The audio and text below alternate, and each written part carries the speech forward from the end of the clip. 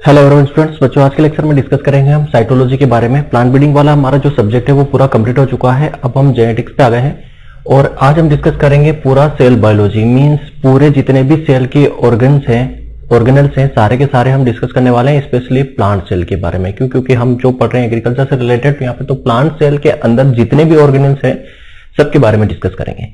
तो सबसे पहले समझते हैं साइटोलॉजी या सेल बायोलॉजी क्या होता है। तो सबसे पहले देखो सेल क्या होता है। सेल क्या होता है? Cell is the basic unit of life. क्या बोल सकते हैं? सेल जो है वो क्या होती है? जीवन की एक महत्वपूर्ण इकाई है। इसके बिना जो है हमारा जो शरीर बना हुआ है एक सेल से मिलकर बना हुआ है। तो सेल को हम क्या बोल सकते हैं कि सेल जो है एक basic structural and functional unit of living beings. मतलब कोई भी, या तो हम है या प्लांट है या कोई भी ऑर्गेनिज्म है, वो एक सेल से मिलकर ही बना है। एक सेल जुड़ के अगर हमारे शरीर को आप खोलोगे ना तो लाखों करोड़ों सेल्स अंदर से मिलकर हमारा शरीर जो है बना हुआ है। तो सेल क्या है? सेल एक स्ट्रक्चरल या फंक्शनल यूनिट है। ठीक है, सेल को हम क्या कह सकते हैं? Basic unit of life, basic unit of life या basic unit of living beings, या कह सकते हैं कि it is the basic structural and functional unit of life. ठीक, सेल की जो स्टडी की जाती है, सेल की जो स्टडी की जाती है, study of cell, study of cell को क्या कहा जाता है? स्टडी ऑफ सेल को कहा जाता है साइटोलॉजी। क्या कहा जाता है? साइटोलॉजी। ठीक है, अब इसकी डिस्कवरी की बात करते हैं। स्टडी ऑफ सेल को हम साइटोलॉजी कहते हैं। सेल क्या होता है? एक बेसिक स्ट्रक्चरल यूनिट है लाइफ की। अब सेल की जो डिस्कवरी की बात करते हैं, सेल की डिस्कवरी कैसे हुई? तो सेल की डिस्कवरी एक कह सकते हैं कि 19 कब की बात है? 1665 की। ठीक है, बात है 1665 की बात है। एक साइंटिस्ट हुए रॉबर्ट हुक। क्या नाम था साइंटिस्ट का? नाम याद होगा, Robert Hooke. Robert Hooke scientist हुए।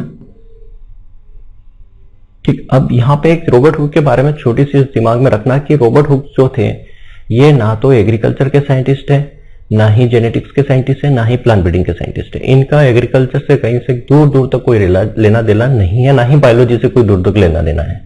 फिर सेल की खोज कैसे हो गई तो उसी के बारे में थोड़ा सा हम यहाँ डिस्कस करेंगे। ठीक है, सेल की खोज रॉबर्ट हुक ने की है, बट रॉबर्ट हुक जो है ना तो जेनेटिक्स के साइंटिस्ट है, ना ही प्लांट ब्रीडिंग के साइंटिस्ट है। ठीक, रॉबर्ट हुक जो है साइंटिस्ट है, ये किसके? फिजिक्स के। ये क्या है? फिजिसिस्ट है। क्या है ये? फिजिक्स के साइंटिस्ट है। फिजिक्स के साइंटिस्ट है। ठीक, ये जो है मेंबर रह चुके हैं किसके? मेंबर थे, member of royal society of London. Royal society of London के ये क्या मेंबर भी रहे हैं। अब ये ऐसा नहीं कि ये सोसाइटी साइंटिस्टों की ही सोसाइटी थी। रॉयल सोसाइटी ऑफ लंदन ये वहां के एक मेंबर भी रहे हैं। इन्होंने एक एम्प्लॉयमेंट के तौर पे भी काम किया है। अब ये फिजिक्स के साइंटिस्ट थे तो इन्होंने कई सारे जो है फिजिक्स के, इन्होंने क्या था? मेन तो इन्होंने हुक्स लॉ दिया था। ये हमारे काम का नहीं है, बट इन्होंने मेन जो तो क्या दिया था? Hooke's law. हुक्स लॉ जो दिया था वो रॉबर्ट हुक ने ही दिया था। फिजिक्स के साइंटिस्ट थे, इन्होंने कई सारे टेलीस्कोपिक रिसर्च की। इन्होंने अर्थ जो है हमारी पृथ्वी जो एक अक्ष पे घूमती है उसके बारे में भी इन्होंने बताया। तो इनके पास क्या था भाई? ये फिजिक्स के साइंटिस्ट थे तो इनके पास क्या था? Compound microscope. क्या था? Compound microscope. तो कंपाउंड माइक्रोस्कोप की खोज किसने की? तो रॉबर्ट हुक ने। ये भी ध्यान रखना, कंपाउंड माइक्रोस्कोप की खोज किसने की थी? रॉबर्ट हुक ने। ठीक, ये फिजिक्स के साइंटिस्ट थे, रॉयल सोसाइटी ऑफ लंदन के मेंबर भी रहे हैं, और इनके पास क्या था? Compound microscope. तो ये क्या रखते थे? पेंटिंग का शौक। क्या रखते थे ये? इनको क्या था? इनकी हॉबीज क्या थी? इनकी हॉबीज थी पेंटिंग करना इनकी एक हॉबी थी। ठीक है, क्या करना? पेंटिंग करना एक हॉबी थी। मतलब ये जो कुछ भी कंपाउंड माइक्रोस्कोप के अंदर देखते थे, ठीक है, ये कंपाउंड माइक्रोस्कोप के अंदर जो कुछ भी देखते थे उसको एक चित्र, इसका एक ड्राइंग बनाते थे, और उस ड्राइंग को कहां रखते थे? ये इनकी एक बुक थी। क्या? माइक्रोग्राफिया।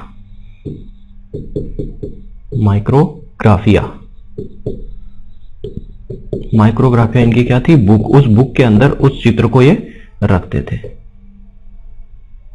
ठीक है, समझ गए? माइक्रोग्राफिया जो इनकी बुक थी, उस बुक के अंदर जो कुछ भी वो अपने कंपाउंड माइक्रोस्कोप के अंदर देखते थे उसका डायग्राम बना लेते थे और उसको माइक्रोग्राफिया के अंदर रखते थे। तो रॉबर्ट हुक की बुक का नाम क्या था? तो माइक्रोग्राफिया। एक क्वेश्चन यहां से बन रहा है, Robert Hooke royal society member लड़े तो क्वेश्चन नहीं पूछा जाता। कंपाउंड माइक्रोस्कोप की खोज किसने की? तो रॉबर्ट हुक ने की। तो पहला क्वेश्चन तो यहां से, दूसरा क्वेश्चन यहां से, 2 क्वेश्चन। अब सेल की बात करते हैं कि सेल की खोज कैसे हुई। तो ये जो भाई साहब थे, देखो पहले क्या होता था, अभी भी होता है कि जो बोटल्स आती है ना, अब तो बोटल्स में ढक्कन आ रहे हैं, ठीक है, ये बोटल्स थी। इन बोटल्स के ऊपर क्या रहते थे, लकड़ी का टुकड़ा लगा देते थे। क्या लगा देते थे? कॉर्क। ठीक है, इस तरीके से हम एक लकड़ी का टुकड़ा, कॉर्क लगाते थे, कॉर्क से इसे ढकने के लिए लकड़ी का टुकड़ा लगाते थे यहां, जिसको कॉर्क, ठीक है, कॉर्क क्या लगाते थे? लकड़ी का टुकड़ा। ठीक है, अक्सर आपने देखा होगा कि कुछ बोतलें, अब आप एग्जीबिशन में जाते होंगे, कई जगह हैं बोतलें रखी होती है, बोतलों के ऊपर क्या होता है? लकड़ी का टुकड़ा लगाया हुआ रहता है, ढक्कन नहीं होता, उसका लकड़ी का कॉर्क लगाया होता है। तो इन्होंने क्या लिया? कॉर्क का टिश्यू लिया। क्या लिया इन्होंने? Cork tissue. कॉर्क टिश्यू मतलब वही लकड़ी का टुकड़ा, कॉर्क टिश्यू लिया। कॉर्क टिश्यू को इन्होंने क्या? अपने कंपाउंड माइक्रोस्कोप से देखा। कंपाउंड माइक्रोस्कोप से इन्होंने देखा तो इनको क्या मिला? इस तरीके का एक स्ट्रक्चर दिखा। कंपाउंड माइक्रोस्कोप से इन्होंने देखा तो इनको ये इस तरीके का एक स्ट्रक्चर इनको दिखाई दिया। ये स्ट्रक्चर कैसा दिख रहा है आपको? ये स्ट्रक्चर दिख रहा है सेलुला जैसा। सेलुला, सेलुला मतलब क्या होता है? जो मोंक का हाउस होता है ना, मोंक हाउस, मोंक हाउस की तरह ही दिख रहा है। मोंक हाउस मतलब जैसे आपने देखा होगा ना, जो बौद्ध भिक्षु होते हैं, मूवी वगैरह में आपने देखा होगा कि उनके घर जो होते हैं इस तरीके से बने होते हैं लकड़ी के। तो इसने जो है कॉर्क की टिश्यू में देखा तो उसे इस तरीके का स्ट्रक्चर दिखा जो एक सेलुला लाइक दिखता है। सेलुला एक लैटिन वर्ड है, इसी से सेल टर्म्स बना है। तो इसके अंदर इसने क्या देखा? इसके अंदर इसने देखा यहाँ पे एक हेक्सागोनल,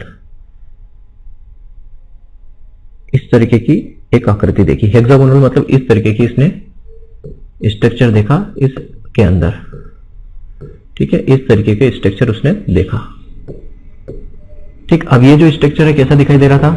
ये जो स्ट्रक्चर है कैसा दिखाई दे रहा था? Hexagonal structure. ये हेक्सागोनल स्ट्रक्चर जो दिखाई दे रहा था, ये याद रखना है, पूछा जाता है कि जो हनी बी है, हनी बी के छत्ते की तरह, छत्ते जैसा,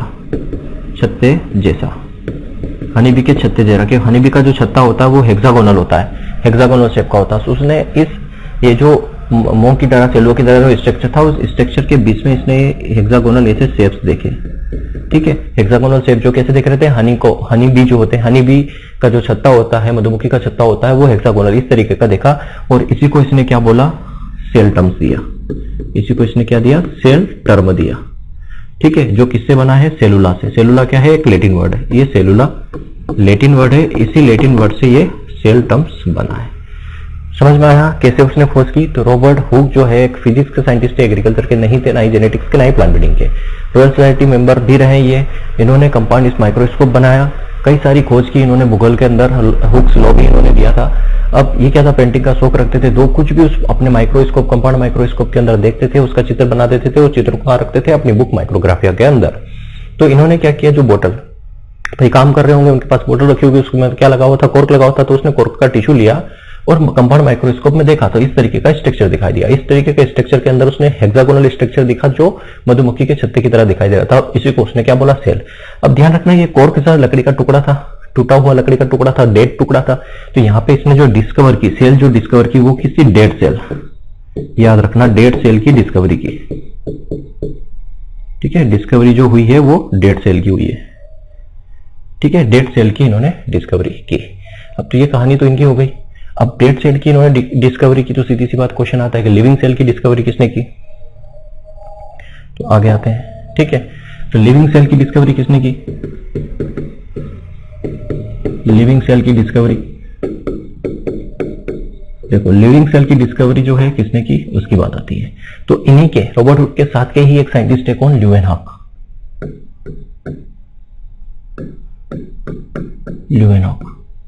कौन हुए? ल्यूवेनहॉक। इन्होंने लिविंग सेल की खोज की। किसने की? ल्यूवेनहॉक ने लिविंग सेल की खोज की और इन्होंने ही फर्स्ट टाइम बैक्टीरिया को ऑब्जर्व किया। बैक्टीरिया को ऑब्जर्व किया फर्स्ट टाइम किसने? ल्यूवेनहॉक साहब ने फर्स्ट टाइम बैक्टीरिया को ऑब्जर्व किया। और इन कहा जाता है कि ल्यूवेनहॉक साहब के लगभग 400 के आसपास इनके पास लेंसेज थे। कई प्रकार के इन्होंने माइक्रोस्कोप बनाए। सिंपल माइक्रोस्कोप की खोज इन्होंने की, सिंपल माइक्रोस्कोप जो बनाया था इन्होंने ही बनाया था, इसलिए इनको क्या कहा जाता है, फादर ऑफ माइक्रोस्कोपी। याद रखना, फादर ऑफ माइक्रोस्कोपी इन्हें कहा जाता है। दूसरा, इनको फादर ऑफ माइक्रोबायोलॉजी भी कहा जाता है, फादर ऑफ माइक्रोबायोलॉजी भी कहा जाता है। बस इतनी चीज इनके बारे में याद रखना। यहां पे हमने क्या पढ़ा कि इन्होंने सेल की खोज की, तो रॉबर्ट हुक को क्या कहा जाता है, फादर ऑफ साइटोलॉजी। याद रखना, इनको क्या कहा जाता है, फादर ऑफ साइटोलॉजी। ठीक है, याद रखोगे फादर ऑफ साइटोलॉजी कौन है, तो रॉबर्ट हुक साहब। क्लियर है। और फादर ऑफ माइक्रोबायोलॉजी और फादर ऑफ माइक्रोस्कोपी किसको कहा जाता है, ल्यूवेनहॉक को कहा जाता है। तो लगभग इन्होंने 1683 में बैक्टीरिया को ऑब्जर्व किया था और सिंपल माइक्रोस्कोप की खोज की थी लगभग 1675 के आसपास। ठीक है, 1675 के आसपास। ठीक, तो ये जो साइंटिस्ट इन्होंने लिविंग सेल की खोज की थी, किसने, ल्यूवेनहॉक साहब ने। डेड सेल की पूछा जाए, अगर सिंपल पूछा जाए सेल की खोज किसने की, तो रॉबर्ट हुक। अगर आपको क्वेश्चन में पूछ लिया जाए कि लिविंग सेल की किसने की, तो ल्यूवेनहॉक। और अगर पूछा जाए कि डेड सेल की किसने की, तो रॉबर्ट हुक। लेकिन नॉर्मल क्वेश्चन पूछा जाए कि हु डिस्कवर द सेल, तो रॉबर्ट हुक ही लगाना है। क्लियर। उसके बाद जो है दो साइंटिस्ट हुए जिनका नाम था स्लीडेन एंड स्वान। ठीक है, नाम अजीबोगरीब है तो स्पेलिंग देख लेना। ठीक है, स्लीडेन एंड स्वान दो साइंटिस्ट हुए। कब की बात है, ये बात है 1938-39 की, 1938-39 की। ये जो साइंटिस्ट है, यहाँ पे दो साइंटिस्ट है, इन दोनों का नाम एक साथ लिया जाता है और सन 38-39 लिखा जाता है। क्यों लिखा जाता है कि यहाँ पे जो है स्लीडेन थे, स्लीडेन साइंटिस्ट है, इन्होंने 1938 में काम किया था किस पे, प्लांट सेल पे, प्लांट की सेल के अंदर। और जो स्वान थे, इन्होंने 1939 में काम किया था एनिमल सेल पे। किस पे, एनिमल सेल पे। दोनों का काम सेम था, सेम काम किया इन्होंने, क्या दिया, सेम काम दिया इन्होंने, क्या दिया, सेल थ्योरी दी। इन्होंने क्या दिया, सेल थ्योरी दी। इन्होंने इंडिपेंडेंट, दोनों का काम जो था इंडिपेंडेंटली था। याद रखना,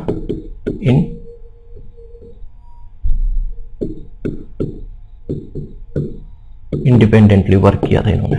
दोनों ने एक साथ काम नहीं किया, दोनों को काम इंडिपेंडेंटली था। मतलब स्लीडेन कहीं और काम कर रहे थे 1938 में प्लांट सेल के ऊपर, और स्वान जो है 1939 में एनिमल सेल पे काम कर रहे थे कहीं और। पर दोनों का काम जो था सेम काम था, सेम रिसर्च उन्होंने काम किया और सेम चीज उन्होंने मिलकर क्या दे दी लास्ट में, सेल थ्योरी। तो सेल थ्योरी के ऊपर यही क्वेश्चन पूछा जाता है कि सेल थ्योरी किसने दी, तो स्लीडेन एंड स्वान ने दी। कब दी, तो 1938-1939। क्वेश्चन यहाँ डीप में अगर पूछा जाएगा तो ये पूछ लिया जाएगा कि स्लीडेन ने किस पे काम किया था, प्लांट सेल पे, और स्वान ने किस पे काम किया था, एनिमल सेल पे। दोनों ने दिया क्या है, तो सेल थ्योरी दी है। क्लियर है।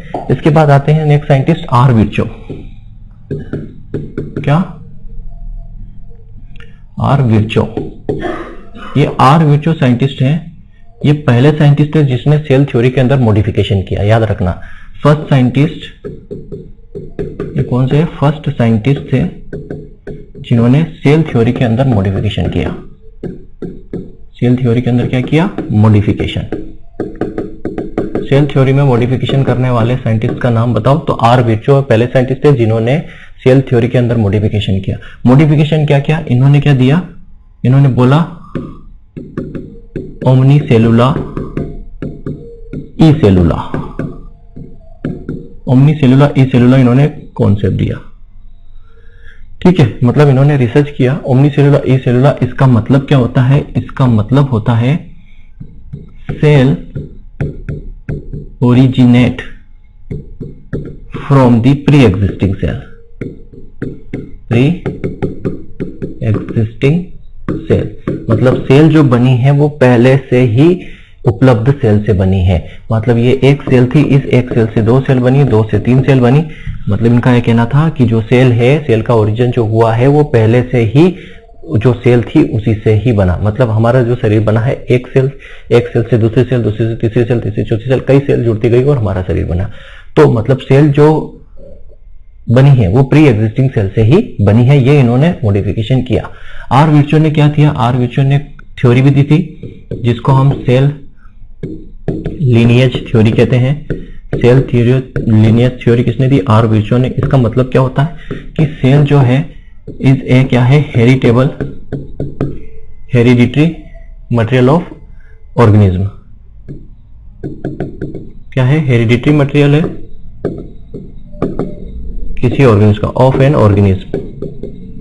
ये सेल लाइगेंस थ्योरी के बारे में आर विर्चो ने बताया। तो यहाँ पे दो चीज याद रखने की है। तो पहला है कि वो कौन साइंटिस्ट है जिसने सेल थ्योरी के अंदर मॉडिफिकेशन किया, आर विर्चो। दूसरा, इन्होंने क्या मॉडिफिकेशन किया, तो इन्होंने बोला कि जो सेल ओरिजिनेट होती है वो पहले से ही उपलब्ध सेल से होती है। तीसरा, सेल लाइनेज थ्योरी किसने दी, आर विर्चो ने दी। क्या उसमें दिया गया कि सेल जो है वो एक हेरिडिटरी मटेरियल है किसी भी ऑर्गेनिज्म का। हेरिडिटरी मतलब अनुवांशिक पदार्थ है। ठीक है, तो यहाँ तक की कहानी हमारी कंप्लीट होती है। अब यहाँ पे हम बात करेंगे तो बेसिक चीज हो गई, cell theory, cell lineage theory, ये सब हो गया। बात करते हैं सेल स्ट्रक्चर की, है ना। सेल स्ट्रक्चर की, प्लांट की सेल जो है या सेल स्ट्रक्चर की अगर हम बात करें,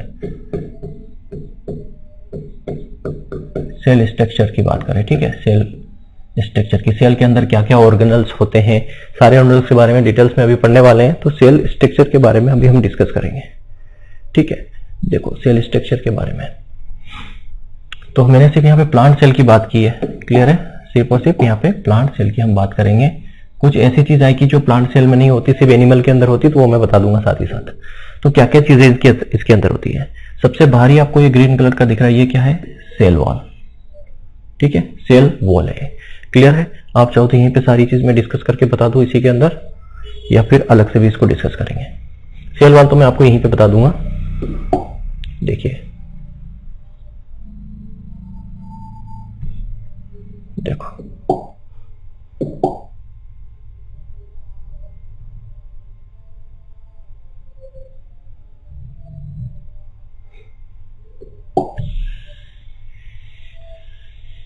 ठीक है, सबसे पहले हम देखते हैं सेल वॉल को ही।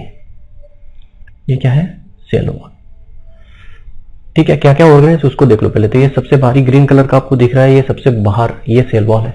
सेल वॉल के बाद आपको ये ग्रीन कलर की एक लाइन दिख रही है, ये क्या है, सेल मेम्ब्रेन है। ये प्लांट सेल की बात कर रहे हैं। प्लांट सेल के अंदर क्या क्या ऑर्गेनल्स है, क्योंकि एनिमल सेल के अंदर ये सेल वॉल नहीं होती है। ठीक है, एनिमल सेल के अंदर सेल वॉल नहीं होती है। ठीक है, तो यहां मैं बता देता हूं आपको कि only plant cell, only in plant cell, सिर्फ प्लांट सेल के अंदर होती है ये। ठीक है, सेल वॉल।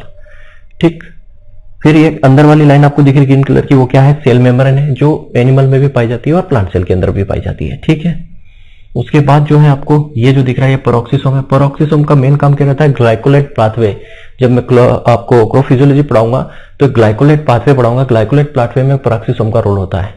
ठीक है, नेक्स्ट ये आपको दिख रहा है, ये इस तरह की ट्यूबलाइक स्ट्रक्चर दिखा रही है। ये क्या है, हमारी गोल्गी एपरेटस है। गोल्गी एपरेटस क्या काम करता है तो भी डिस्कस करेंगे। गोल्गी एपरेटस क्या करता है, ये जो सेल वॉल होती है, सेल वॉल, जो ये सेल वॉल हमारी है, ये जो बनी होती है किससे, सेलुलोज और इससे बनी होती है। तो इसका सिंथेसाइज कौन करता है, गोल्गी बॉडी करती है। और लाइसोसोम कौन बनाती है, तो ये गोल्गी बॉडी बनाती है। ठीक है, लाइसोसोम शायद इसके अंदर नहीं है, क्यों नहीं है उसका बता। लाइसोसोम की जगह यहाँ पे क्या होता है, ये सेंट्रल वोक्यूल होता है जो लाइसोसोम की तरह काम करता है। लाइसोसोम सिर्फ एनिमल सेल के अंदर होता है, याद रखना, वो मैं बताते जाऊंगा जब पढ़ूंगा। प्लाज्मोडेस्माटा ये सिर्फ प्लांट के अंदर होता है, याद रखना, सिर्फ only in plant cell, only in plant. ये एनिमल के अंदर नहीं होता, क्यों, क्योंकि ये सेल वॉल में होता है, और एनिमल के अंदर सेल वॉल नहीं होती तो प्लाज्मोडेस्माटा भी नहीं होगा। क्या होता है उसके बारे में डिस्कस करेंगे। क्लोरोप्लास्ट प्रोटीन सिंथेसिस के लिए रिस्पॉन्सिबल है, ये होता है। साइटोप्लाज्म, ये जितना भी मटेरियल आपको अंदर ग्रीन कलर का दिखाई दे रहा है, ये क्या है, साइटोप्लाज्म है। ठीक है, माइटोकॉन्ड्रिया, ये आपको माइटोकॉन्ड्रिया दिख रहा है, इसमें क्या होता है, फिंगर लाइक स्ट्रक्चर होते हैं, माइटोकॉन्ड्रिया पार्ट हो गया। फिर गोल्गी वेसिकल्स होते हैं, राइबोसोम्स होते हैं। राइबोसोम कहाँ पाए जाते हैं, एंडोप्लाज्मिक रेटिकुलम में पर भी पाए जाते हैं, अटैच रहते हैं। 28 राइबोसोम होते हैं, माइटोकॉन्ड्रिया के अंदर भी पाए जाते हैं, साइटोप्लाज्म के अंदर भी पाए जाते हैं, इसलिए इसको cell organelle within the organelle बोला जाता है। ठीक है, एंडोप्लाज्मिक रेटिकुलम दो प्रकार का होता है, स्मूथ टाइप का जिसमें राइबोसोम अटैच नहीं होते, रफ वाला जिसमें राइबोसोम अटैच होते हैं। ठीक है, तो ये मेनली है। दूसरा है न्यूक्लियोलस, न्यूक्लियस, ये जो आप पिंक कलर का दिखा रहा है, ये क्या है, न्यूक्लियोलस है। तो मैं पूरा जो आपको यहीं पे पूरा सारी चीज यहीं पे डिस्कस करके बताऊंगा इसी स्ट्रक्चर के साथ। ठीक है, वन बाय वन।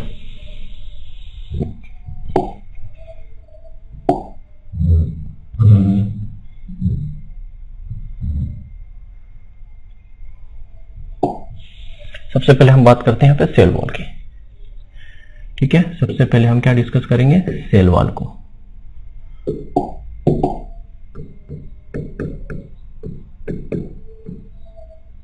ठीक है, सबसे पहले सेल वॉल, जो बाहरी लेयर्स आपको दिख रही है ग्रीन कलर की, ये वाली, ये क्या है, हमारी सेल वॉल है। ये जो आपको दिख रही है सेल वॉल है। तो सेल वॉल जो है, सेल वॉल टर्म जो है किसने दिया, सबसे पहली चीज सेल वॉल टर्म और डिस्कवरी। सेल वॉल टर्म्स और डिस्कवरी दोनों किसको जाएगी, तो दोनों जाएगी रॉबर्ट हुक को, याद रखना। सेल वॉल की खोज, सेल की खोज रॉबर्ट हुक ने की, तो सेल वॉल भी उन्होंने की होगी, क्योंकि सेल की खोज की तो सेल के अंदर ही तो सेल वॉल होती है। तो टर्म और डिस्कवरी, सेल वॉल टर्म्स भी रॉबर्ट हुक ने दिया और उसकी डिस्कवरी का क्रेडिट भी किसको जाता है, रॉबर्ट हुक को जाता है। क्लियर। सेल वॉल जो होती है ये क्या होती है, डेड होती है, मतलब नॉन लिविंग, नॉन इलास्टिक होती है, नॉन इलास्टिक होती है। सीधी सी बात, अगर इलास्टिक होगी तो ये शेप मेंटेन ही रहेगा। ये नॉन इलास्टिक होती है, इसलिए जो है प्लांट का जो शेप है, सेल का जो शेप है वो मेंटेन है। ठीक है, डेड होती है, नॉन इलास्टिक होती है, फिर ओनली प्लांट सेल में प्रेजेंट होती है, ओनली इन प्लांट सेल। ठीक है, सिर्फ और सिर्फ प्लांट सेल के अंदर ही होती है, एनिमल के अंदर नहीं पाई जाती। पहला पॉइंट हो गया, डेड होता है, नॉन इलास्टिक होती है, थिक होती है ना, थिक मतलब थोड़ी मोटी होती है ना। तो डेड होती है, नॉन इलास्टिक और थिक होती है। आप दिख रहे हैं, ये डेड है, डेड होगी, ठीक होगी मतलब थोड़ी चौड़ी दिख रही है आपको ग्रीन कलर की, और नॉन इलास्टिक, नॉन इलास्टिक मतलब इसमें स्ट्रेचिंग नहीं होगी। अगर इसमें इलास्टिक होती तो ये सेल का जो शेप है वो मेंटेन नहीं रहता, इसलिए नॉन इलास्टिक होती है, ठीक होती है। केवल एनिमल प्लांट सेल के अंदर ही पाई जाएगी, एनिमल के सेल के अंदर नहीं होती है। और यहाँ पे देखो सेल वॉल जो है तीन होती है, तीन ही सेल वॉल होती है, याद रखना। तीन ही चीजों से सेल वॉल बनी होती है। एक तो होती है सेलुलोज वाली, सेलुलोज सेल वॉल। दूसरी में बोलूं तो पेप्टाइडो ग्लाइकोन, पेप्टाइडो ग्लाइकोन सेल वॉल। और तीसरी बनी होती है काइटिन की। तीन चीजों से बनी होती है। सेलुलोज से जो बनी वाली सेल जो है वो प्लांट सेल है, प्लांट सेल जो है मेनली सेलुलोज की बनी होती है। पेप्टाइडोक्लोन से बनी होती है वो बैक्टीरिया की सेल, याद रखना। बैक्टीरिया की जो सेल है वो पेप्टाइडोग्लाइकोन से बनी होती है, जिसको म्यूरिन भी बोलते हैं। और काइटिन से किसकी सेल बनी होती है, फंगस की। ठीक है, तो तीन सेल होती है, तीन ही चीजों में पाई जाती है। प्लांट के अंदर जो सेल बनी होती है वो सेलुलोज की बनी होती है, बैक्टीरिया की जो सेल होती है वो पेप्टाइडोग्लाइकोन की बनी होती है, और फंगस की जो सेल होती है काइटिन की बनी होती है। तो याद रखना, जिस भी प्लांट, जिस भी ऑर्गेनिज्म के अंदर सेल होगी उसको हम क्या बोलेंगे, प्लांट सेल। ठीक है, देखो क्वेश्चन क्या पूछा जाएगा कि बैक्टीरिया है प्लांट या एनिमल, तो आप क्या बोलोगे, बैक्टीरिया तो एनिमल है, लेकिन नहीं, बैक्टीरिया प्लांट के अंदर आएगा, क्योंकि जिसके पास भी सेल वॉल है, ठीक है, जिसके पास भी क्या है, सेल वॉल है, सेल वॉल अगर प्रेजेंट है जिसके पास भी, वो क्या है, प्लांट है। ठीक है, जैसे बैक्टीरिया, बैक्टीरिया के पास क्या है, सेल वॉल है, और इसकी सेल वॉल को क्या कहते हैं, क्या कहा जाता है, पेप्टाइडोग्लाइकन। ठीक है, इसको म्यूरिन भी बोलते हैं, या पेप्टाइडोग्लाइकन या म्यूरिन कहते हैं। दूसरा फंगस, फंगस जो है इसके अंदर भी क्या होती है, सेल वॉल होती है, तो इसको भी हम प्लांट के अंदर रखेंगे। और इसकी जो सेल वॉल है वो किससे बनी होती है, काइटिन की बनी होती है, ये जिसको फंगल सेलुलोज भी कहते हैं। क्लियर है। तो क्वेश्चन अगर ये पूछा जाए कि बैक्टीरिया है एनिमल या प्लांट, तो क्या कहोगे, सेल वॉल के बेसिस पे बोलोगे तो क्या है, प्लांट है, क्योंकि प्लांट सेल वॉल सिर्फ प्लांट के अंदर पाई जाती है। ठीक है, प्लांट सेल के अंदर ही सेल वॉल होती है। तो बैक्टीरिया के अंदर जो सेल वॉल, उससे पेप्टाइडोक्लोन पूछा जाता है कि बैक्टीरिया की जो सेल होती है वो किससे बनी होती है, क्या आप उसको बोलते हैं तो पेप्टाइडोक्लोन। फंगस की सेल किससे बनी होती है, तो काइटिन की बनी होती है। ठीक है, यहां तक समझ में आया। चलो अब नेक्स्ट बात करते हैं मिडिल लेमिला। क्या आएगा, मिडिल लेमिला। मिडिल लेमिला जो है क्या होता है, देखो ये एक सेल है, ऐसी और कई सारी सेल्स होती है ना। जैसे मान लो कि क्या है, ये एक सेल, कई सारी सेल्स होती है। ठीक है, ये एक सेल है, इसके पास एक और सेल है। एक सेल से दो सारी सेल क्या होती है, जुड़ी हुई रहती है। एक सेल से दूसरी सेल जो है ये जुड़ी हुई है। तो ये किससे जुड़ी हुई है, इसके अंदर क्या होता है, एक सीमेंटिंग मटेरियल्स होता है यहाँ बीच में, यहाँ बीच में क्या होता है, सीमेंटिंग मटेरियल्स होता है, जिसको हम क्या बोलते हैं, मिडिल लेमिला। ये ठीक है, इसको बोलते हैं मिडिल लेमिला। ये क्या होता है, एक सीमेंटिंग एजेंट होता है। क्या होता है, ये क्या होता है, सीमेंटिंग एजेंट। ये सीमेंटिंग एजेंट होता है जो कैल्शियम और मैग्नीशियम के पेप्टाइड से बनता है।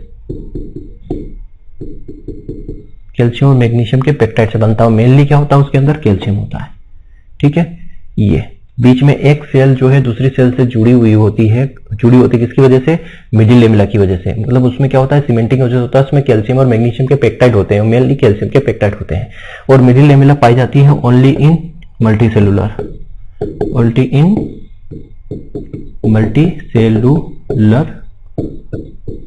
ऑर्गेनिज्म या प्लांट। किसके?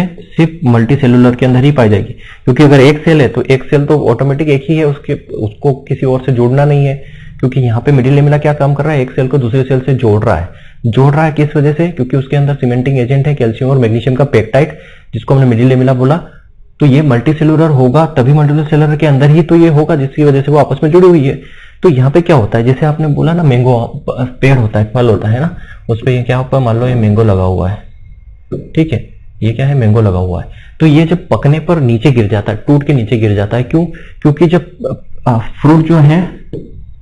फ्रूट जब राइप हो जाते हैं तो यहाँ पे मिडिल लेमिला जो है वो डिसॉल्व हो जाती है। याद रखना, क्या हो जाती है? डिसॉल्व हो जाती है। फ्रूट जब पक जाते हैं तो मिडिल लेमिला क्या हो जाती है? डिसॉल्व हो जाती है, जिसकी वजह से फ्रूट टूट के नीचे गिर जाते हैं। ठीक, तो यही कारण है कि फ्रूट जो है टूट के क्यों गिर जाते हैं, क्योंकि मिडिल लेमिला की वजह से, क्योंकि मिडिल लेमिला जो होती है वो डिसॉल्व हो जाती है। डिसॉल्व होने की वजह से फ्रूट जो है सॉफ्ट हो जाते हैं और वो नीचे गिर जाते हैं। क्लियर है? तो मिडिल लेमिला की कहानी भी आपको यहाँ पे समझ में आ गई। तो सेल वॉल क्या होता है? सेल वॉल जो है डेड नॉन इलास्टिक और थिक पार्ट होता है, जो केवल प्लांट सेल के अंदर ही पाया जाता है। सेल वॉल जो है प्लांट सेल के अंदर प्रेजेंट होती है, बैक्टीरिया के अंदर होती है जो पेप्टाइडोग्लाइकॉन की बनी होती है, फंगस के अंदर होती है वो काइटिन की बनी होती है। सेल वॉल का मेन काम क्या है? सेल वॉल का मेन काम क्या है? सेल वॉल का जो मेन फंक्शन क्या है? सेल वॉल का फंक्शन क्या है? तो दो चीज है, चलो थोड़ा सा आगे देखते हैं। सेल वॉल का मेन फंक्शन क्या है? सेल वॉल का? तो पहली चीज तो एक तो प्रोटेक्शन का काम करता है, ठीक है। प्रोटेक्शन मतलब सेल के जितने भी अंदर ऑर्गेनिज्म है उनको प्रोटेक्ट करने का काम करेगा, एक तरह से आवरण बना हुआ है। दूसरा है कि ये सेल के शेप को मेंटेन रखता है, क्या करता है? शेप को मेंटेन रखता है ना। अगर जैसे एनिमल सेल के अंदर क्या होता है, सेल वॉल नहीं होती तो वो उसका शेप जो है मेंटेन नहीं रहता, कम ज्यादा ऊपर नीचे होता रहता है, ठीक है। जैसे एक बॉल आती है, बॉल अगर एक लूज बॉल है जिसको अपन दबा सकते हैं, तो उसी तरीके से एनिमल की सेल जो होती है वो लूज बॉल की तरफ होती है, जिसको हम दबाएंगे तो उस शेप चेंज हो जाएगा। लेकिन जो प्लास्टिक की बॉल होती है वो उसको कितना भी दबाओ उसका शेप चेंज नहीं होगा। तो सेल वॉल जो है वो प्लास्टिक की बॉल आप समझ लीजिए कि उसका ऊपर का कवर ऐसा है कि उसको कितना भी आप दबाओ या कुछ भी करो वो उसका शेप चेंज नहीं होगा, ठीक है। तो ये दो काम है। अब सेल वॉल बनी कैसे है? तो याद रखना, जो सेल वॉल है ये बनती किससे? सेलुलोज से। मेन जो है इसमें सेलुलोज होता है। सेलुलोज के अलावा इसमें हेमीसेलुलोज भी होता है, ठीक। हेमीसेलुलोज के अलावा इसमें सुबेरिन भी होता है, सुबेरिन के अलावा लिग्निन भी होता है, लिग्निन के अलावा इसमें पेक्टिन भी होता है, ठीक है। ये इन सारी चीजों से बनता है, पर मेन क्या है? सेलुलोज से बनी होती है। और इनका सिंथेसाइज कौन करता है?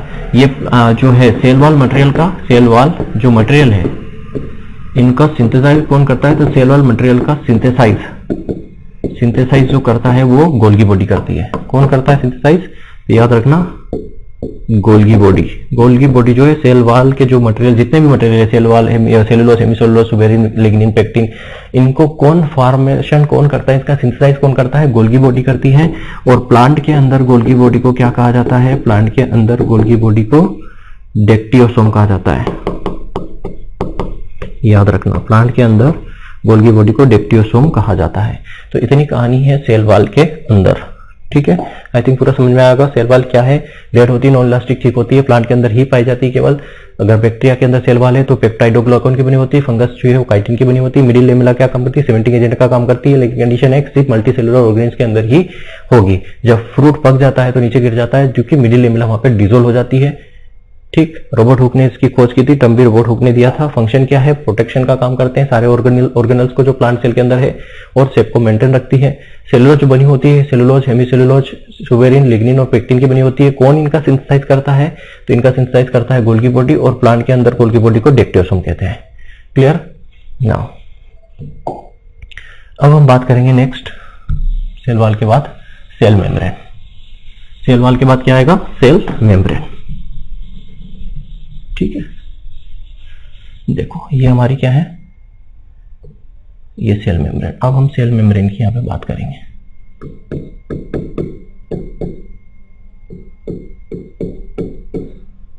ठीक है, अब हम डिस्कस करेंगे सेल मेम्ब्रेन के बारे में।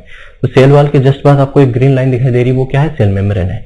ठीक है, अब सेल मेम्ब्रेन जो होता है, सेल मेम्ब्रेन को प्लाज्मा लेमा भी कहा जाता है। याद रखा, क्या कहा जाता है? Plasma lemma. ठीक है, क्या कहा जाता है? प्लाज्मा लेमा और प्लाज्मा मेम्ब्रेन भी कहते हैं। प्लाज्मा मेम्ब्रेन भी कहते हैं इसको। ठीक है, सेल मेम्ब्रेन को प्लाज्मा लेमा या प्लाज्मा मेम्ब्रेन भी कहते हैं। सेल मेम्ब्रेन जो टर्म है ये किसने दिया? सेल मेम्ब्रेन जो टर्म है ये किसने दिया? तो नागेली और क्रेमर ने। याद रखना, एक साइंटिस्ट हुए हैं नागेली एंड क्रेमर। नागेली और क्रेमर हुए, उन्होंने टर्म्स दिया cell membrane. Clear? Plasmalemma या प्लाज्मा मेम्ब्रेन टर्म्स किसने दिया? तो ये जो plasmalemma plasma membrane terms जो दिया, ये प्लोवर ने दिया। किसने दिया? प्लोवर ने। ठीक है, ये टर्म्स किसने दिया? प्लाज्मा लेमा और प्लाज्मा मेम्ब्रेन, ये प्लोवर ने दिया। यूनिट मेम्ब्रेन भी इसको बोला जाता है। Unit membrane. यूनिट मेम्ब्रेन जो है टर्म, यूनिट मेम्ब्रेन जो टर्म है ये किसने दिया? तो यूनिट मेम्ब्रेन टर्म जो है वो रॉबर्टसन ने। किसने दिया? रॉबर्टसन ने टर्म्स दिया। ठीक है, यूनिट मेम्ब्रेन टर्म जो है रॉबर्टसन ने दिया। क्लियर? ये तो जस्ट बात हो गई कि सेल मेम्ब्रेन को प्लाज्मा लेमा या प्लाज्मा मेम्ब्रेन भी कहते हैं। Cell membrane term Nageli Cramer ने दिया, प्लाज्मा लेमा प्लोवर ने दिया, यूनिट मेम्ब्रेन टर्म्स रॉबर्टसन ने दिया। ठीक है, इतना ज्यादा इंपॉर्टेंट नहीं है, पूछा नहीं जाएगा। सेल मेम्ब्रेन जो होती है वो कहां होती है? Present in all living organism. All living organism के अंदर क्या होती है? ये प्रेजेंट होती है। Cell membrane present in all living organism के अंदर होती है। सेल मेम्ब्रेन जो होती है वो क्या होती है? लिविंग होती है। ठीक है, थीन होती है, पतली होती है और इलास्टिक होती है। क्या होती है? इलास्टिक होती है। और सिलेक्टो परमिएबल मेम्ब्रेन, सिलेक्टो परमिएबल होती है। सिलेक्टो परमिएबल का क्या मतलब है? देखो, मेम्ब्रेन तीन प्रकार की होती है, थोड़ा सा समझना। मेम्ब्रेन तीन प्रकार की होती है। एक तो होता है परमिएबल, एक होती है परमिएबल मेम्ब्रेन, एक होती है सेमी परमिएबल, एक होती है सेमी परमिएबल और एक होती है सिलेक्टो। सिलेक्टो परमिएबल। परमिएबल का मतलब क्या होगा यहाँ पे? यहाँ देखो, ये अगर मेम्ब्रेन है, परमिएबल का मतलब होता है, देखो यहाँ पे क्या होता है? एक होता है सोलवेंट और एक होता है सोल्यूट। सोलवेंट का मतलब होता है सीधी सी बात प्योर वाटर, और सोलवेंट का मतलब होता है जैसे NaCl नमक का घोल हो गया या शुगर हो गया, शुगर का घोल, ये होता है सोल्यूट। तो यहाँ से दोनों जो है, ये दोनों क्या करेंगे? यहाँ पे परमिएबल मेम्ब्रेन में दोनों चले जाएंगे, सोलवेंट प्लस सोल्यूट दोनों जो है आर पार चले जाएंगे। ये होती है permeable membrane. Semi permeable membrane में क्या होगा? सिर्फ सोलवेंट जाएगा, सिर्फ और सिर्फ सोलवेंट ही जाएगा, जो है सोल्यूट नहीं जाएगा। सिलेक्टो परमिएबल मेम्ब्रेन में मतलब सिलेक्टिव मटेरियल, मान लो सिर्फ यहाँ पे क्या NaCl शुगर दोनों है, तो यहाँ पे हमें सिर्फ NaCl भेजना है, तो सिलेक्टिव परमिएबल मतलब सिलेक्टिव मटेरियल ही जाएगा, सिलेक्टिव मटेरियल ही जाएगा।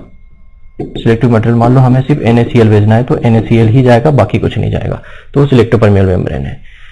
तो परमिएबल मतलब सोल्यूट और सोलवेंट दोनों चले जाए। सेमी परमिएबल मतलब सिर्फ सोलवेंट जाएगा, मतलब सिर्फ प्योर वाटर जाएगा, NaCl शुगर नहीं जा पाएगा, भारी रुक जाएगा। सिलेक्टिव परमिएबल मेम्ब्रेन मतलब अगर हमें NaCl भेजना है तो NaCl चला जाएगा, शुगर भेजना है तो शुगर चला जाएगा, सिलेक्टिव परमिएबल मेम्ब्रेन। ठीक है, तो यहाँ पे आपको समझ में आया होगा कि ये जो हमारी सेल मेम्ब्रेन है ये क्या है? सिलेक्टिव परमिएबल मेम्ब्रेन है। कौन सी मेम्ब्रेन है? सिलेक्टिव परमिएबल मेम्ब्रेन है ये। क्लियर है?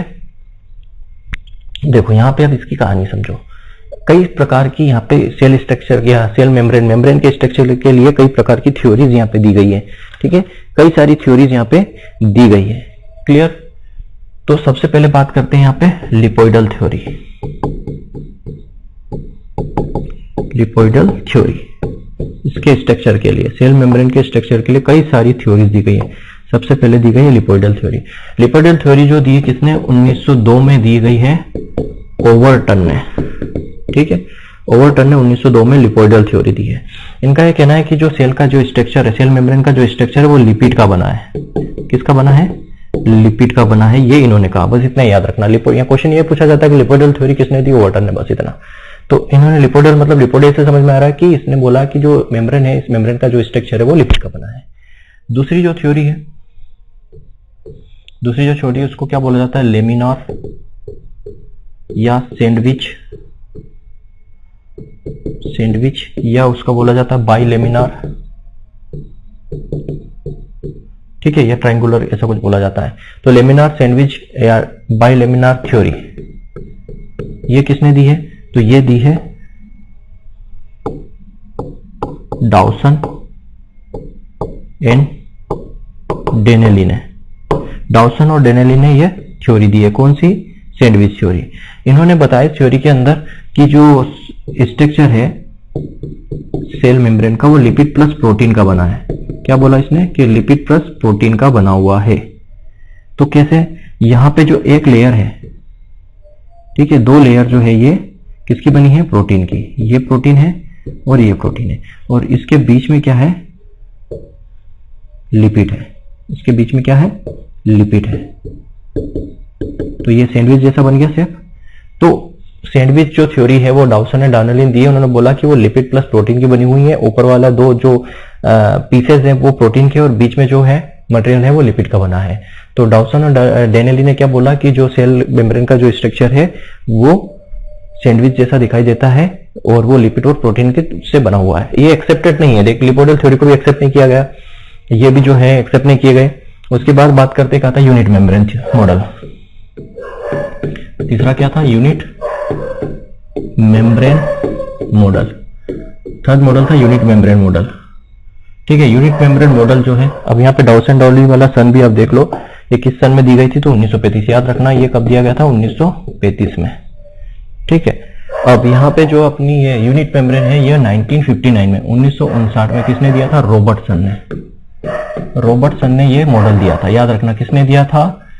यूनिट मेम्ब्रेन मॉडल किसने दिया था? रॉबर्टसन ने दिया था 1959 के अंदर। अब इन्होंने क्या बोला यूनिट मेम्ब्रेन के अंदर? देखो यहाँ पे दो चीजें है। इन्होंने क्या बोला? यूनिट मेम्ब्रेन इन्होंने टर्म्स किसने दिया? रॉबर्टसन ने दिया। अब इन्होंने ही क्या था? ये एक साइंटिस्ट था जिसने क्या किया था? इसकी थिकनेस को मेजर किया था, ठीक है। ये फर्स्ट साइंटिस्ट